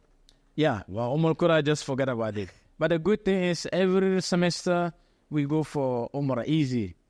$100, you pay for the bus in and out. We just go accommodation, you know, Umrah and come back. It's like that's easy, you know. So Jordan become like, wow, that's it. Qura become, no more Qura, no, unless Jordan, you know. So I gave him all the documents, waiting for, he said, okay, wait. After 2 weeks, he came back. He said, okay, sorry for your application. I think you need to communicate with the Foreign Affairs in Nigeria so that we can get the job. If not, it will be difficult. I know it's not true. I know some official job, yeah, from the ministry there. But some other, the ambassador has capacity to get anyone, either local or the citizen, to work certain work there. So I know that dream is almost out. So now thinking what to do. So during that time, I used to communicate with universities, one of them in Germany, but the language I didn't get for that because they say everything is for free, but we need to get the language. And then when I was staying, the language, the institute, they call it Mahad Gota. In Amman is distant. Normally there are classes evening. I don't have that money every time, transportation. So that also out. So I start thinking what to do. Because I know if I go back, at that time my dad will not allow me to go out again. Because before I graduated, I think for one semester, twice I went back holiday. Because I used to get my allowance, I kept it. So I went, the last, I know if I wait until I graduate, I go there, you know, allow me to go out. How was it when you went back, when you met your mother? You told her about it? Yeah, it was like become like a movie star, you know. I was telling, she was sometimes tears, and I said, I told you, I know in my heart, I know you can do it. Especially when I told her about Anya, you know, she laughed. She said, now you appreciate. Alhamdulillah. Yeah. So anyway, so the German doesn't. So I try what to do. So I got to one university in Taiwan. Very nice university, Taiwan, something national. They have something, they call it Orientalism studies. They have Arabic, they have Islamic studies, they have philosophy, they have all this related to the religion. So I said, okay, I can do that Islamic something religion there, diploma as a master. And they say, okay, you can even teach there. You can get teach Arabic or something religious study. You focus only in Islam. I was so happy for that. I was planning a lot of what they call letters between us at that time. Take too long, and then they say if you can come there by your own, do the process. If it's work out, no problem. So I was now thinking what almost like become 5 months my visa finishing, and I don't work there because it's not allowed to work. The only way I can through the embassy also fail. So what to do? I have to leave. Either I go back or what. So I just got a ticket. So no, before the ticket, I asked how to get the Taiwan embassy. They said no, you have to go to Chinese embassy. I remember I go to Amman, China embassy. Chinese embassy, very huge, you know. I went inside, I asked, okay, I want how the process works, and I want to go to Taiwan. I remember the first time for me to see, you know, look at me, my friend. There's no country called Taiwan. Taiwan is part of China. You want to go to Taiwan, apply visa for China. You go to China, you take bus direct to Taiwan. And then I click my head, yeah, I know the political thing is okay, good. I said, okay, thank you. At that time, I know the process for visa for China, a lot of thing requirement. I cannot afford that one. So I asked him, anyway, to get, he say, I only advise you to look for the country who recognize Taiwan as a country. You may get they have embassy there, they may give you the visa. Only way. If not, no way you have to get the visa for China, then you go for Taiwan. There's a university in Taiwan you want to go to? Yeah. Well, why you choose from everywhere is Taiwan? I don't know. I like the program. Oh, you like the program? The program. Plus, I can teach there. I study and get money. Jordan, I love that one, but there's no money to sponsor me. There's no scholarship. I cannot get job. So you cannot even teach. All of them are Arab. Most of them are Arabs, right? Yeah, the Arabs, you know. Even the foreigners, I can teach them, but officially you cannot unless you have official document. You know, the visa, all this issue you need to. It's very, very key for the Ikama there. Very serious for that. So now the aim is just to go to Taiwan. So he asked me, so I asked him what to do. He said, look for the country. So I asked my friend, we check. The only country they have Taiwan, they have embassy was Lebanon. But I feel like that is so far for me. I don't want to go that area. The conflicts. And then another country, they told me in South America, Colombia, something like that. Another one is Singapore. So these three, and many countries, but this is the Oman also. Start Oman, so they have. So this country, if you can go there, they have embassy there. So okay, I sustain all this one trouble. Okay.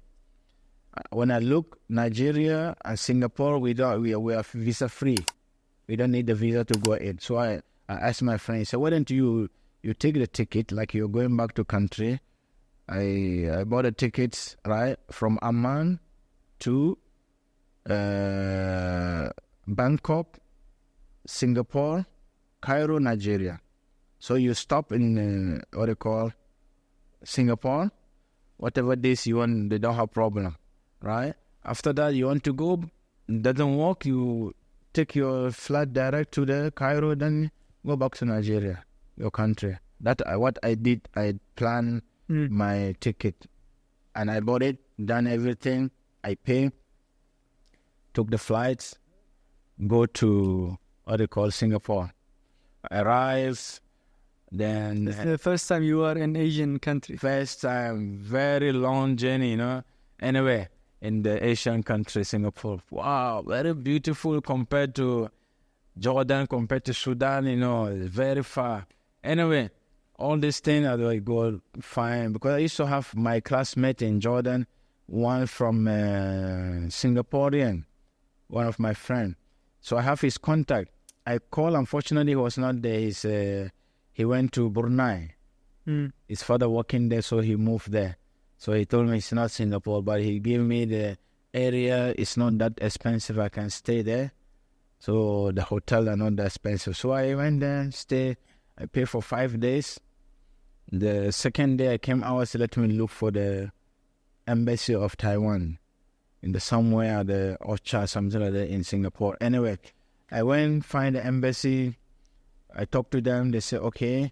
Communication there, you can speak with the people, everything. Yeah. They understand. Yeah, they understand. Even though my language was first broken until now, but now it's better. So they asked me the letter, but I communicated through email. I remember my old Hotmail, you know. the email. I print out everything. I gave them. They said, okay, come after 2 weeks. We see how. After 2 weeks, I come. They say, no, still. They're waiting response from the, what they call, foreign affairs, something like that. After that, they say, we need to get the approval from the university. Just in short, I was talking around maximum 2-3 weeks, I'm done. Take me 1 month finish, 2 months, 3 months, 4 months, more than 4 months. You're in Singapore. I was staying in a hostel. Every day I pay almost 50 Singaporean dollar. It's expensive for me as a student, miskin. Anyway, because I went there, I was just waiting, and then finally I got the letter they sent. I went to the embassy. The officer told me, oh, now they already confirmed, but you need to pay 50% of the school fee. You're supposed to study there. Then we give you 5 years visa once on your passport. They give me everything. I check. Wow, almost, when I calculate, close to 18,000 US dollar. 18,000. Wow, I never touched. Anyway, so I called my cousin, which is because my house, there's no phone back home. Only through my cousin go to say appointment. I talk to my dad. I say, well, this what happened. I got this one, but just to go and study there and work all this one in Taiwan. Everyone, we respect Taiwanese, everything. Very great country. So he said, how much? I say, is this. He said, okay. Remember, even I sell everything in your house, everything our house. You know, I can pay, but remember your siblings will not have something to eat. Oh, really, the word he mentioned, that is like bump on my head. I said, okay, I know. I just tell him, I know it's difficult. And I said, okay, so now let me just go back to Africa. I start planning what, of course, we go there. The school, my school, I'm going to handle it and start thinking about that, how approach people, you know, after a long time, go back, have to. Anyway, so at that time I was checking, I told you my university in Jordan, many of my friends, classmates were Malaysians. I have some of the contact. I call one of the my friend. I say, okay, his name Kamil Jafar. She says, Assalamu alaikum, alaikum assalam. Hey, Abdullah, where answer? Oh, أنا في Singapore. Singapore? والله لازم تأتي لماليزيا. لا أسبوع القادم إن شاء الله أنا قادر أرجع إلى أفريقيا. لا حرام عليك ده لازم لأن بين ماليزيا ونيجيريا ما عندكم فيزا فري فقط تعال. هو كان في ماليزيا. هنا. It was in Malaysia. He said, you have to come to Malaysia. I know you don't have visa. At that time was visa free. Just come, just one day, and then you go back, then you travel.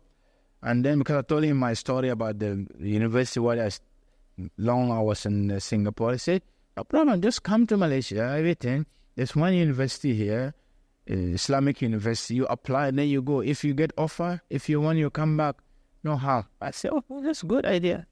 We were speaking about IIUM. IIUM, yeah. I was telling him about, I never know about IIUM. He the one telling me that. He said, it's not harm. Just come. Many friends, I told almost close to 90% are Malaysian. All I have a very good relation with them. All right? One of them, I told you, our former education minister, which is Dr. Mazli Malik. So many of them. So one of them, the president, Sheikh Romaizi, until now always communicated. One of the good leader, you know, in the future, inshallah.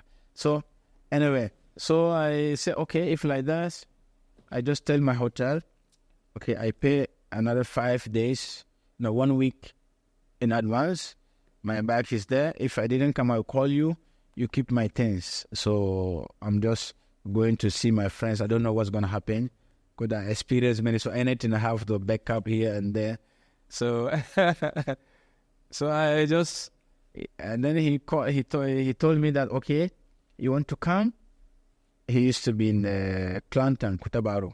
So he told me, when you come, please don't sleep in KL. There are a lot of bad people, you know, especially the place at the Pudurai. I said, be careful. You come, out from the, what they call border, you go to the Kuala Lumpur, Puduraya, take the bus direct to the Kutabaru. The bus normally coming from this time, just telling me which bus, which company, and what time the ticket mention you're going to arrive. Tell me, I will be waiting for you there, me and other friends. That's what happened. What year is this? It was 2002, almost 2003. Okay. Yeah. So you took the bus? I took the bus from the, after I crossed the border, because the Nigerian from Singapore, from Johor, I crossed the border, I took the bus to Kuala Lumpur. Then from Kuala Lumpur, I took bus Pudaraya to Kutabaru with my just small bag. Another big, 2 bags. The other one, I left it there. So, anyway, I arrived in the Kutabaru. They received me, a lot of them. So we're just talking. One of them, he was doing master in IUM, Islamic University. He told me, oh, I study many, your friends, many African students are there, lecturers, very good university.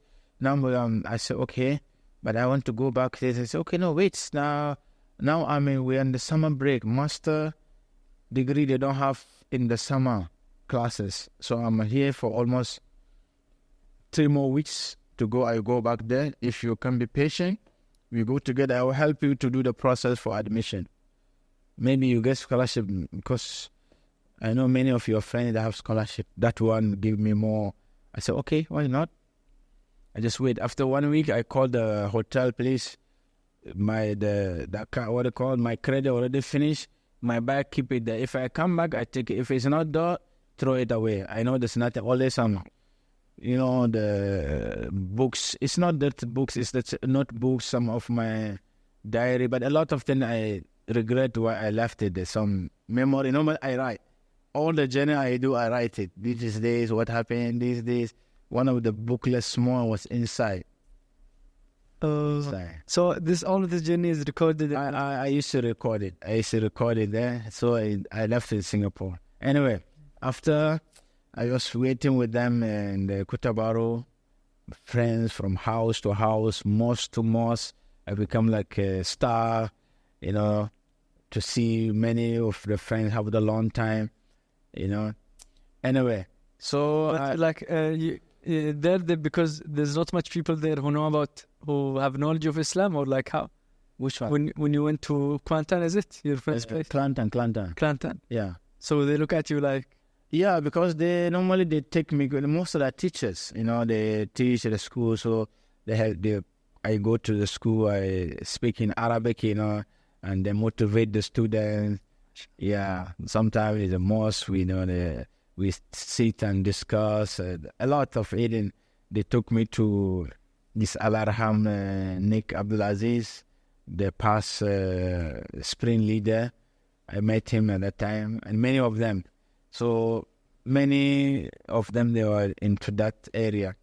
Anyway, I stayed there for almost 1 month. After his holiday finished, we came back to Kuala Lumpur, went to university. I said, wow, this is another world. The style different than what I experienced before.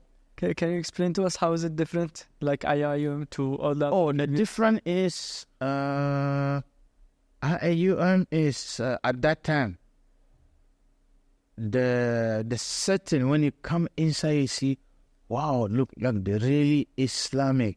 You can see the student, the dress code. During my time, you enter inside, everything must follow. Okay, even security, you cannot see people smoking anyway. They no. All right, so it's for giving more motivation. So, and then after he took me to the administration, everything. Actually, he bought for me the form. He paid. He gave me the form for to apply for the application. Every time I fill in all the documents I have, I submitted. And then he asked me, this one friend, he said, he's a lecturer, he's from Africa. I went there. I saw was Prof. Sano Kutub from Guinea. So I talked to him. He said, no problem, you just apply anything. When you get, let me know if any problem. Anyway, I don't want to disturb him. I got everything. approval within 1 week. They give me the offer. Because I applied, the first option was law. Then I go for Sharia, then education. So all came. So you choose which one. I feel like, oh, come on, all this journey for teaching, I have to education for teaching. I love to be a teacher. I always tell my students I want to die as a teacher, because it's the noble, even though teachers were the most miskin in the world, but I believe that inshallah in our credit Yawm al-Qiyamah, as long we are honest, we're going to be in the top of the others. Anyway, so I choose education, and then they say, okay, you have to go and do the test, 2 tests. APT as Arabic placement test, then EPT, English placement test. We went, I remember they make the time, everything. We went inside the hall for the test. Before that, the one is supposed to give the ustaz the cell parts in the university. He looked at me, he looked my paper. You study in Jordan, right? I say, yeah. So what? He said, what the hell are you doing here? Say, no, they say I have to take the Arabic test. He said, no. Say, your paper, no. You come only for English. So you're exempted automatically. I say, no, that's what they wrote here in the Salpad. It's okay, I know. Don't worry. Right? You just go and prepare for English. I tell my friends, okay, Talam alaikum. I went out, happy, very proud. Okay, as Arabic, when I came back, someone I said, what happened in Arabic? I passed. The result is not it. I say, I already passed. How do you know? I say, also, I know, because the question is very easy. No, before that, no, after that, I got admission, everything, the self-pass now. The next following week, for the English tests, I went with the group, and then I failed for English. I have to take the English from beginning. My English was 0. I start Selpad. The Selpad, everything I have to pay myself, everything, even university. So what to do? No scholarship. I try many ways. So somebody tell me you go to the Waqf, the endowment fund inside the university, maybe they help. I ask, they say no. But they have, if you want to walk, there's one place, cafe, you walk there. Then at the end of the month, you get some money to sponsor yourself. I said, why not? I like it. So they give me a letter. I went, if you know university near to library, the university there. So I give them the letter. I start working there. I got the money. I pay for my school fee. Yeah, at that time, I used to get a lot of money because I have more free time. Most of the students there, they have classes. This time, it's not free. This half class. For me, my class is only until 10. After 10, I'm free until 9. So I work. So they pay based on the working hours. Yeah. So these are what you call about the university, and also the English I did. They call it level 1, 500 to 1,000 and to 3,000. 3,000, when you register 3,000, you can take other subject for university. But at that point, you wanted to do your master's in IIU? Yeah, that's master in education. It's education teaching Arabic for non-Arab speaker. So you did that? I did that. So that's what I started in university, and then I finished my master, alhamdulillah. During that time, I told you I was working in the Nescafe. At that time, my wife, I got to meet her in the Nescafe there, university. Right? And I used to join, I like sports. So many, they ask, even my kids, how do you meet our mom? So I tell them the story. From the Nescafe, I used to also join the university team for the, what they call, athletics, running. I mean, the team. Or she also, but she's in the archery. So, but we used to do the train together, joking. So from there we get to, plus we work together at the Nescafe. So that's why we got the closer. And then suddenly, see myself, what? Getting married. She's from where? Is she from? It's in Malaysia. It's from Penang. MashaAllah. It's from Penang. So, yeah. So that's how Allah subhanahu wa ta'ala make it, from station to station, all planned by Him. We just need to put faith on Him and just believe what we do. So that's almost at the end of my story. So finish my master. Before finishing, I was working there, and then she got a job at the school now that I'm teaching, International Islamic School. So at that time, I just work in the Nescafe, and before we got married, there's one, the principal at that time, the school was another place. They're looking for the part-time teachers. Sometimes teachers are not around, so they want a replacement. So she told the principal, I have a friend that we didn't get married yet. Say he can teach Arabic, he can teach Quran, this one. So at that time, I remember having my first time to, in Malaysia, to have the small Nokia. So she called me, or the school, the principal want to talk to you. I thought, okay, tomorrow you come. I went to the school, they said, okay, you will be as a part-time. Anytime we need you, we call you. I said, okay, no problem, I'm free. Because I don't have any subject, only Selpad, this time to this time. Nescafe also, I can arrange, because along the way, I'll become like a human resource manager. I'm the one who arranging the timetable. So I can fix any way can fit me. So I started teaching there as a part-time at the school. So she already started earlier. So from there, from part-time, then it became full-time. So I stopped from the Nescafe there. And then immediately I started working there full-time. We got married. Yeah, alhamdulillah. And from that time until now, you're in the same... The same, I'm still the same school I'm teaching. In the same school? Same school. Oh. The same school. So the first school you teach in Malaysia is still until the same school? There, yeah. Before I used to teach, but it's not school. There's in groups, some society like Al-Aqsa Society. UAE, they have courses for Arabic or Japanese or French. And also some they have what they call tuition center outside. I used to go and teach. Yeah. So that's what happened. And alhamdulillah, with the grace of Allah subhanahu wa ta'ala, Allah bless us with the 4 kids, girls. Yeah, alhamdulillah. Yeah. So this I can say, my story is along the way, just to say, not because of the dust to show off, but just to say that whatever you dream of, you want to achieve, you insist, Allah is ready to help you. Which condition you have, you harness what you do, right?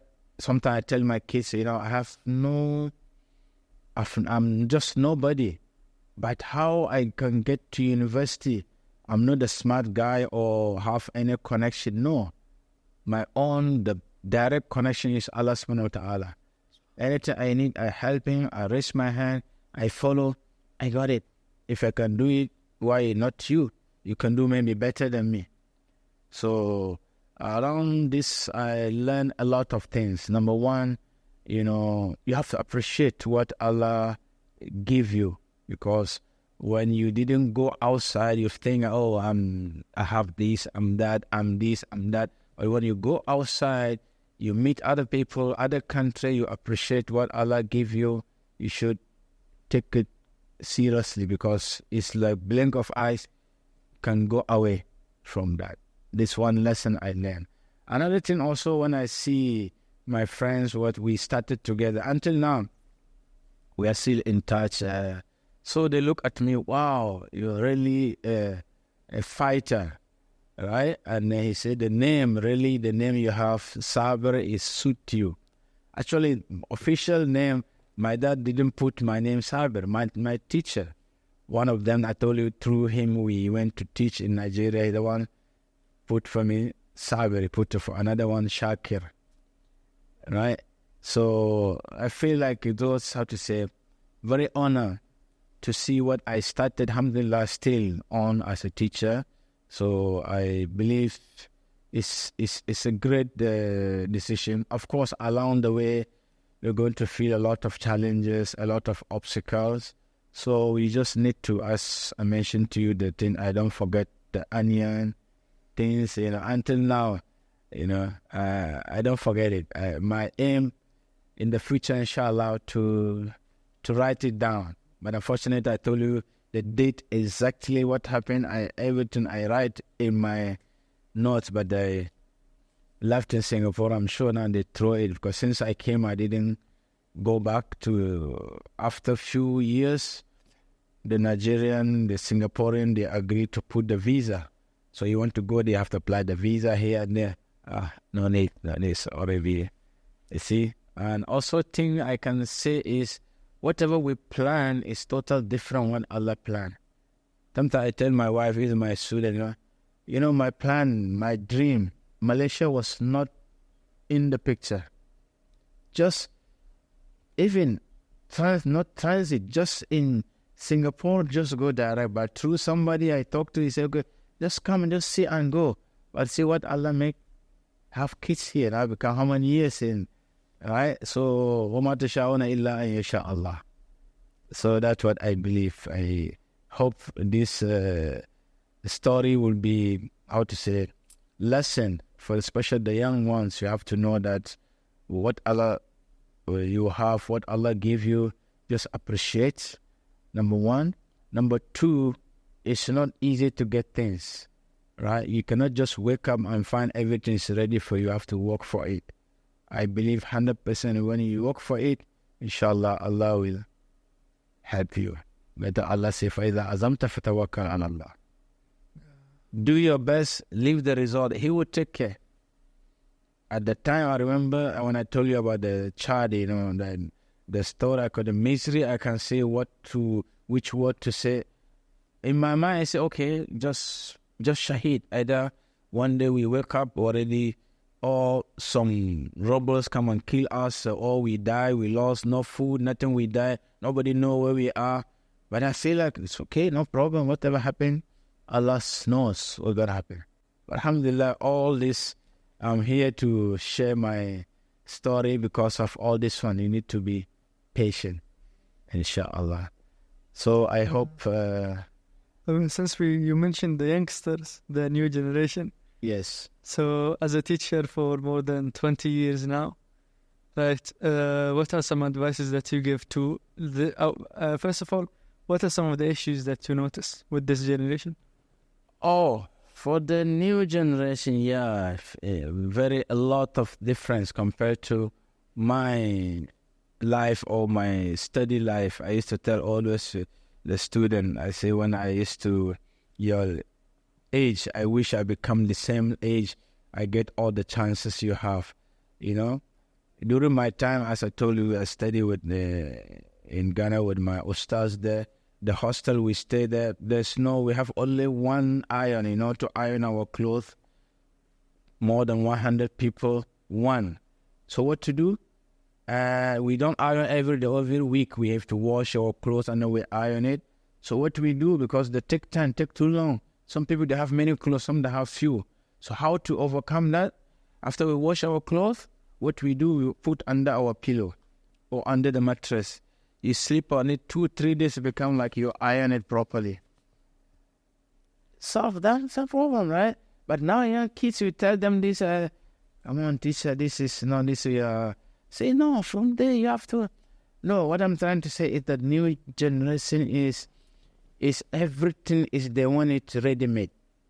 I used to tell them, now the kids, as a teachers, we have to go to the market, okay, and buy the ingredient, all the food, whatever. We come and cook for them, okay. After cooking, I'm bringing to them. So please open your mouths. They open. I said, we put the food. We said, please chew, and then please swallow the food. Everything we have to tell them to do. Not like during our time is there. I remember I told them I was over 100. We have big like senior, like even though the father in Sudan, during the lunch or dinner, they put like this rice or whatever. I see that it's very hard. Everyone have to eat. You don't want to eat, it's up to you. It's hard. People, if they all like this, you have to You have to just follow. That's it. It's half option. Either you go. That's what I told them. That's what I love the military way. Do or die. That's it. There's no other option. No, okay, this one. Oh, how about it? What this? So the new generation, they don't have the mentality of first sacrifice. They don't know, only me. They don't have the mentality of, no problem, I can sacrifice myself for Sheikh Ismuka? Sheikh Yahya. I can sacrifice myself for Sheikh Yahya. Right? I have no problem as long tomorrow, after tomorrow, I can get it, no problem. Let him. For them, no. Oh, no. Only me, no. Even the same, among the siblings, they have the same. That's the worst thing. Right? So we need to be that. And what I can notice also is related to the religion or identity as a Muslim or Muslimah is becoming less and less loser. Why? Because of, if you ask me why, because of media, because of the way they see Islam outside, right? The Western or the non-Muslim, they propaganda Islam as like a, what they call, like not like a directly bad religion, but anything related to Islam is just like a backwards. It's not like a, what they call hadara. What does it mean hadara in English? Innovation. Like innovation. No, you have to be just, when you say Islam or everything should be behind there, but you cannot be in front. No. If you want to go back to our history of our heroes, which is our, what they call prophets and the Sahaba, they are in every area they are. You see them in the mosque, full. In the jihad, full. In the everything, in the business market, they're doing everything they are. That teach us that Islam is not only to go pray Allah Akbar, assalamu alaikum, only and go out of the mosque. That's it. Islam, no. If you want to practice really, it means what it means is Islam is Islam, right? We surrender ourselves to the religion. Whatever religion say, we follow. It's not from me. It's not from you. You like it or not, as long we put ourselves, we follow. But unfortunately, the new generation, they don't have that mentality. So for them, they want something just easy. Pick here, or okay. Islam, okay, as long as, this madhab say, okay, which one is the easiest one? No, you see? So these are the things I can see through the young generation. Another thing, for the young generation, they don't take things as, they took everything as a granted. Oh, it's okay, my dad have money, it's okay, no problem. Anyway, it's good to be mine later. So that's what mentality they have. They don't know that anything can happen. Just blink of eyes, anything can change around.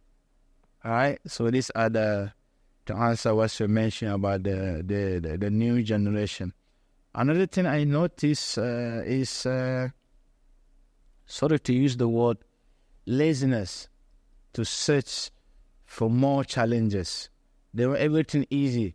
Even let's say, okay, we have sports, we have activity. Oh no, it's very hot, the sun, I can get skin disease, all that. They have 1,001 excuses to give you not to join. Whereby before we do everything and nothing happened, we sit alive, alhamdulillah, right? So that's the thing I can say. And many more. Maybe we don't have time to go more detail. But okay, when it comes to parents, because a lot of these things, they're somewhat affected with how the parents parent their children, right? So how should the parent teach their child? Okay, for me, I believe the best teacher, even us as a teachers, always we should be as a role model. Role model means we practice what we say, because as a kids, they're very smart. I remember many occasions, sometimes some student, they come and tell, why this teacher do this, and then you see that we don't do this, why he's doing. They're observing, the same as a parent. So the best thing as a parent, just example, let's say you have a kids, right? Let's say you're busy, mashallah, watching a football game, whatever, and then very late night, the kid, go and sleep, you go and sleep, tomorrow you have school, and then you still watching. They're going to know, they will follow it and watch with you. At the end of the day, tomorrow they have school. But let's say I give you an example which is famous now. People you can see that. What I'm trying to say is we become more practical, more good example. When I say don't do this, so it means for me I have to stop it first. Then I have to do something I want you to do. Let's say during prayer when the muazzin, azan or bilal, right? I don't say go and pray. I will just sitting doing something. Just go start. You don't tell them to pray. Just prepare yourself, start praying. They will join you. So to answer what you mentioned about the parenting, as a parent, we should be good example first. Let's say, for example, you don't send your son or daughter to school or anything because of maybe the ustaz will make the son or the daughter good person, whereby at home there's nothing happening. No, it should be both sides. As a school, we're doing our best to educate the kids. At the same time, also house also must have the same line. But when you have the school, they have different line, and the family or the house a different line. So at the end of the day, the kids, they become distracted. Yes, they become lost. I can say no identity, because they see my parents. Even have many students. We just ask them about the hijab or this one. Teacher, it's not that much, because even my mom, even my aunt, my sister doesn't wear scarf. So what's point? So what I'm trying to say is the role model is this one. Number two, most I can see now is they have their role model for the kids now is, you see them, they are just stars, movie stars, football, or any sports players or singers, whatever. And when you ask what's this, I just like it's like that, everything they want. But we have the heroes, that what we're supposed to promote more, to know those people, they sacrifice a lot of them because of that. Why we are here as a Muslim, we are enjoying Islam in peaceful. But those people, how they sacrifice for the Islam, right? We should have that kind of, I don't say don't don't follow anyone, no problem. But the most important, don't forget your identity. Because I can see many days like I cannot use the word lost identity, which is practical. It's like that. You don't sometimes even as a Muslim born all the family Muslims, but practical. You ask the prayers how to do this one, confess here, and it's just normal. Why? Because we don't emphasize on that much. Okay, last thing, the Quran. Yes. How do you see the relationship between people and the Quran, especially the youngsters, is nowadays, compared to you yourself traveled half of the world to learn something? Yeah, it's total different, very, very far.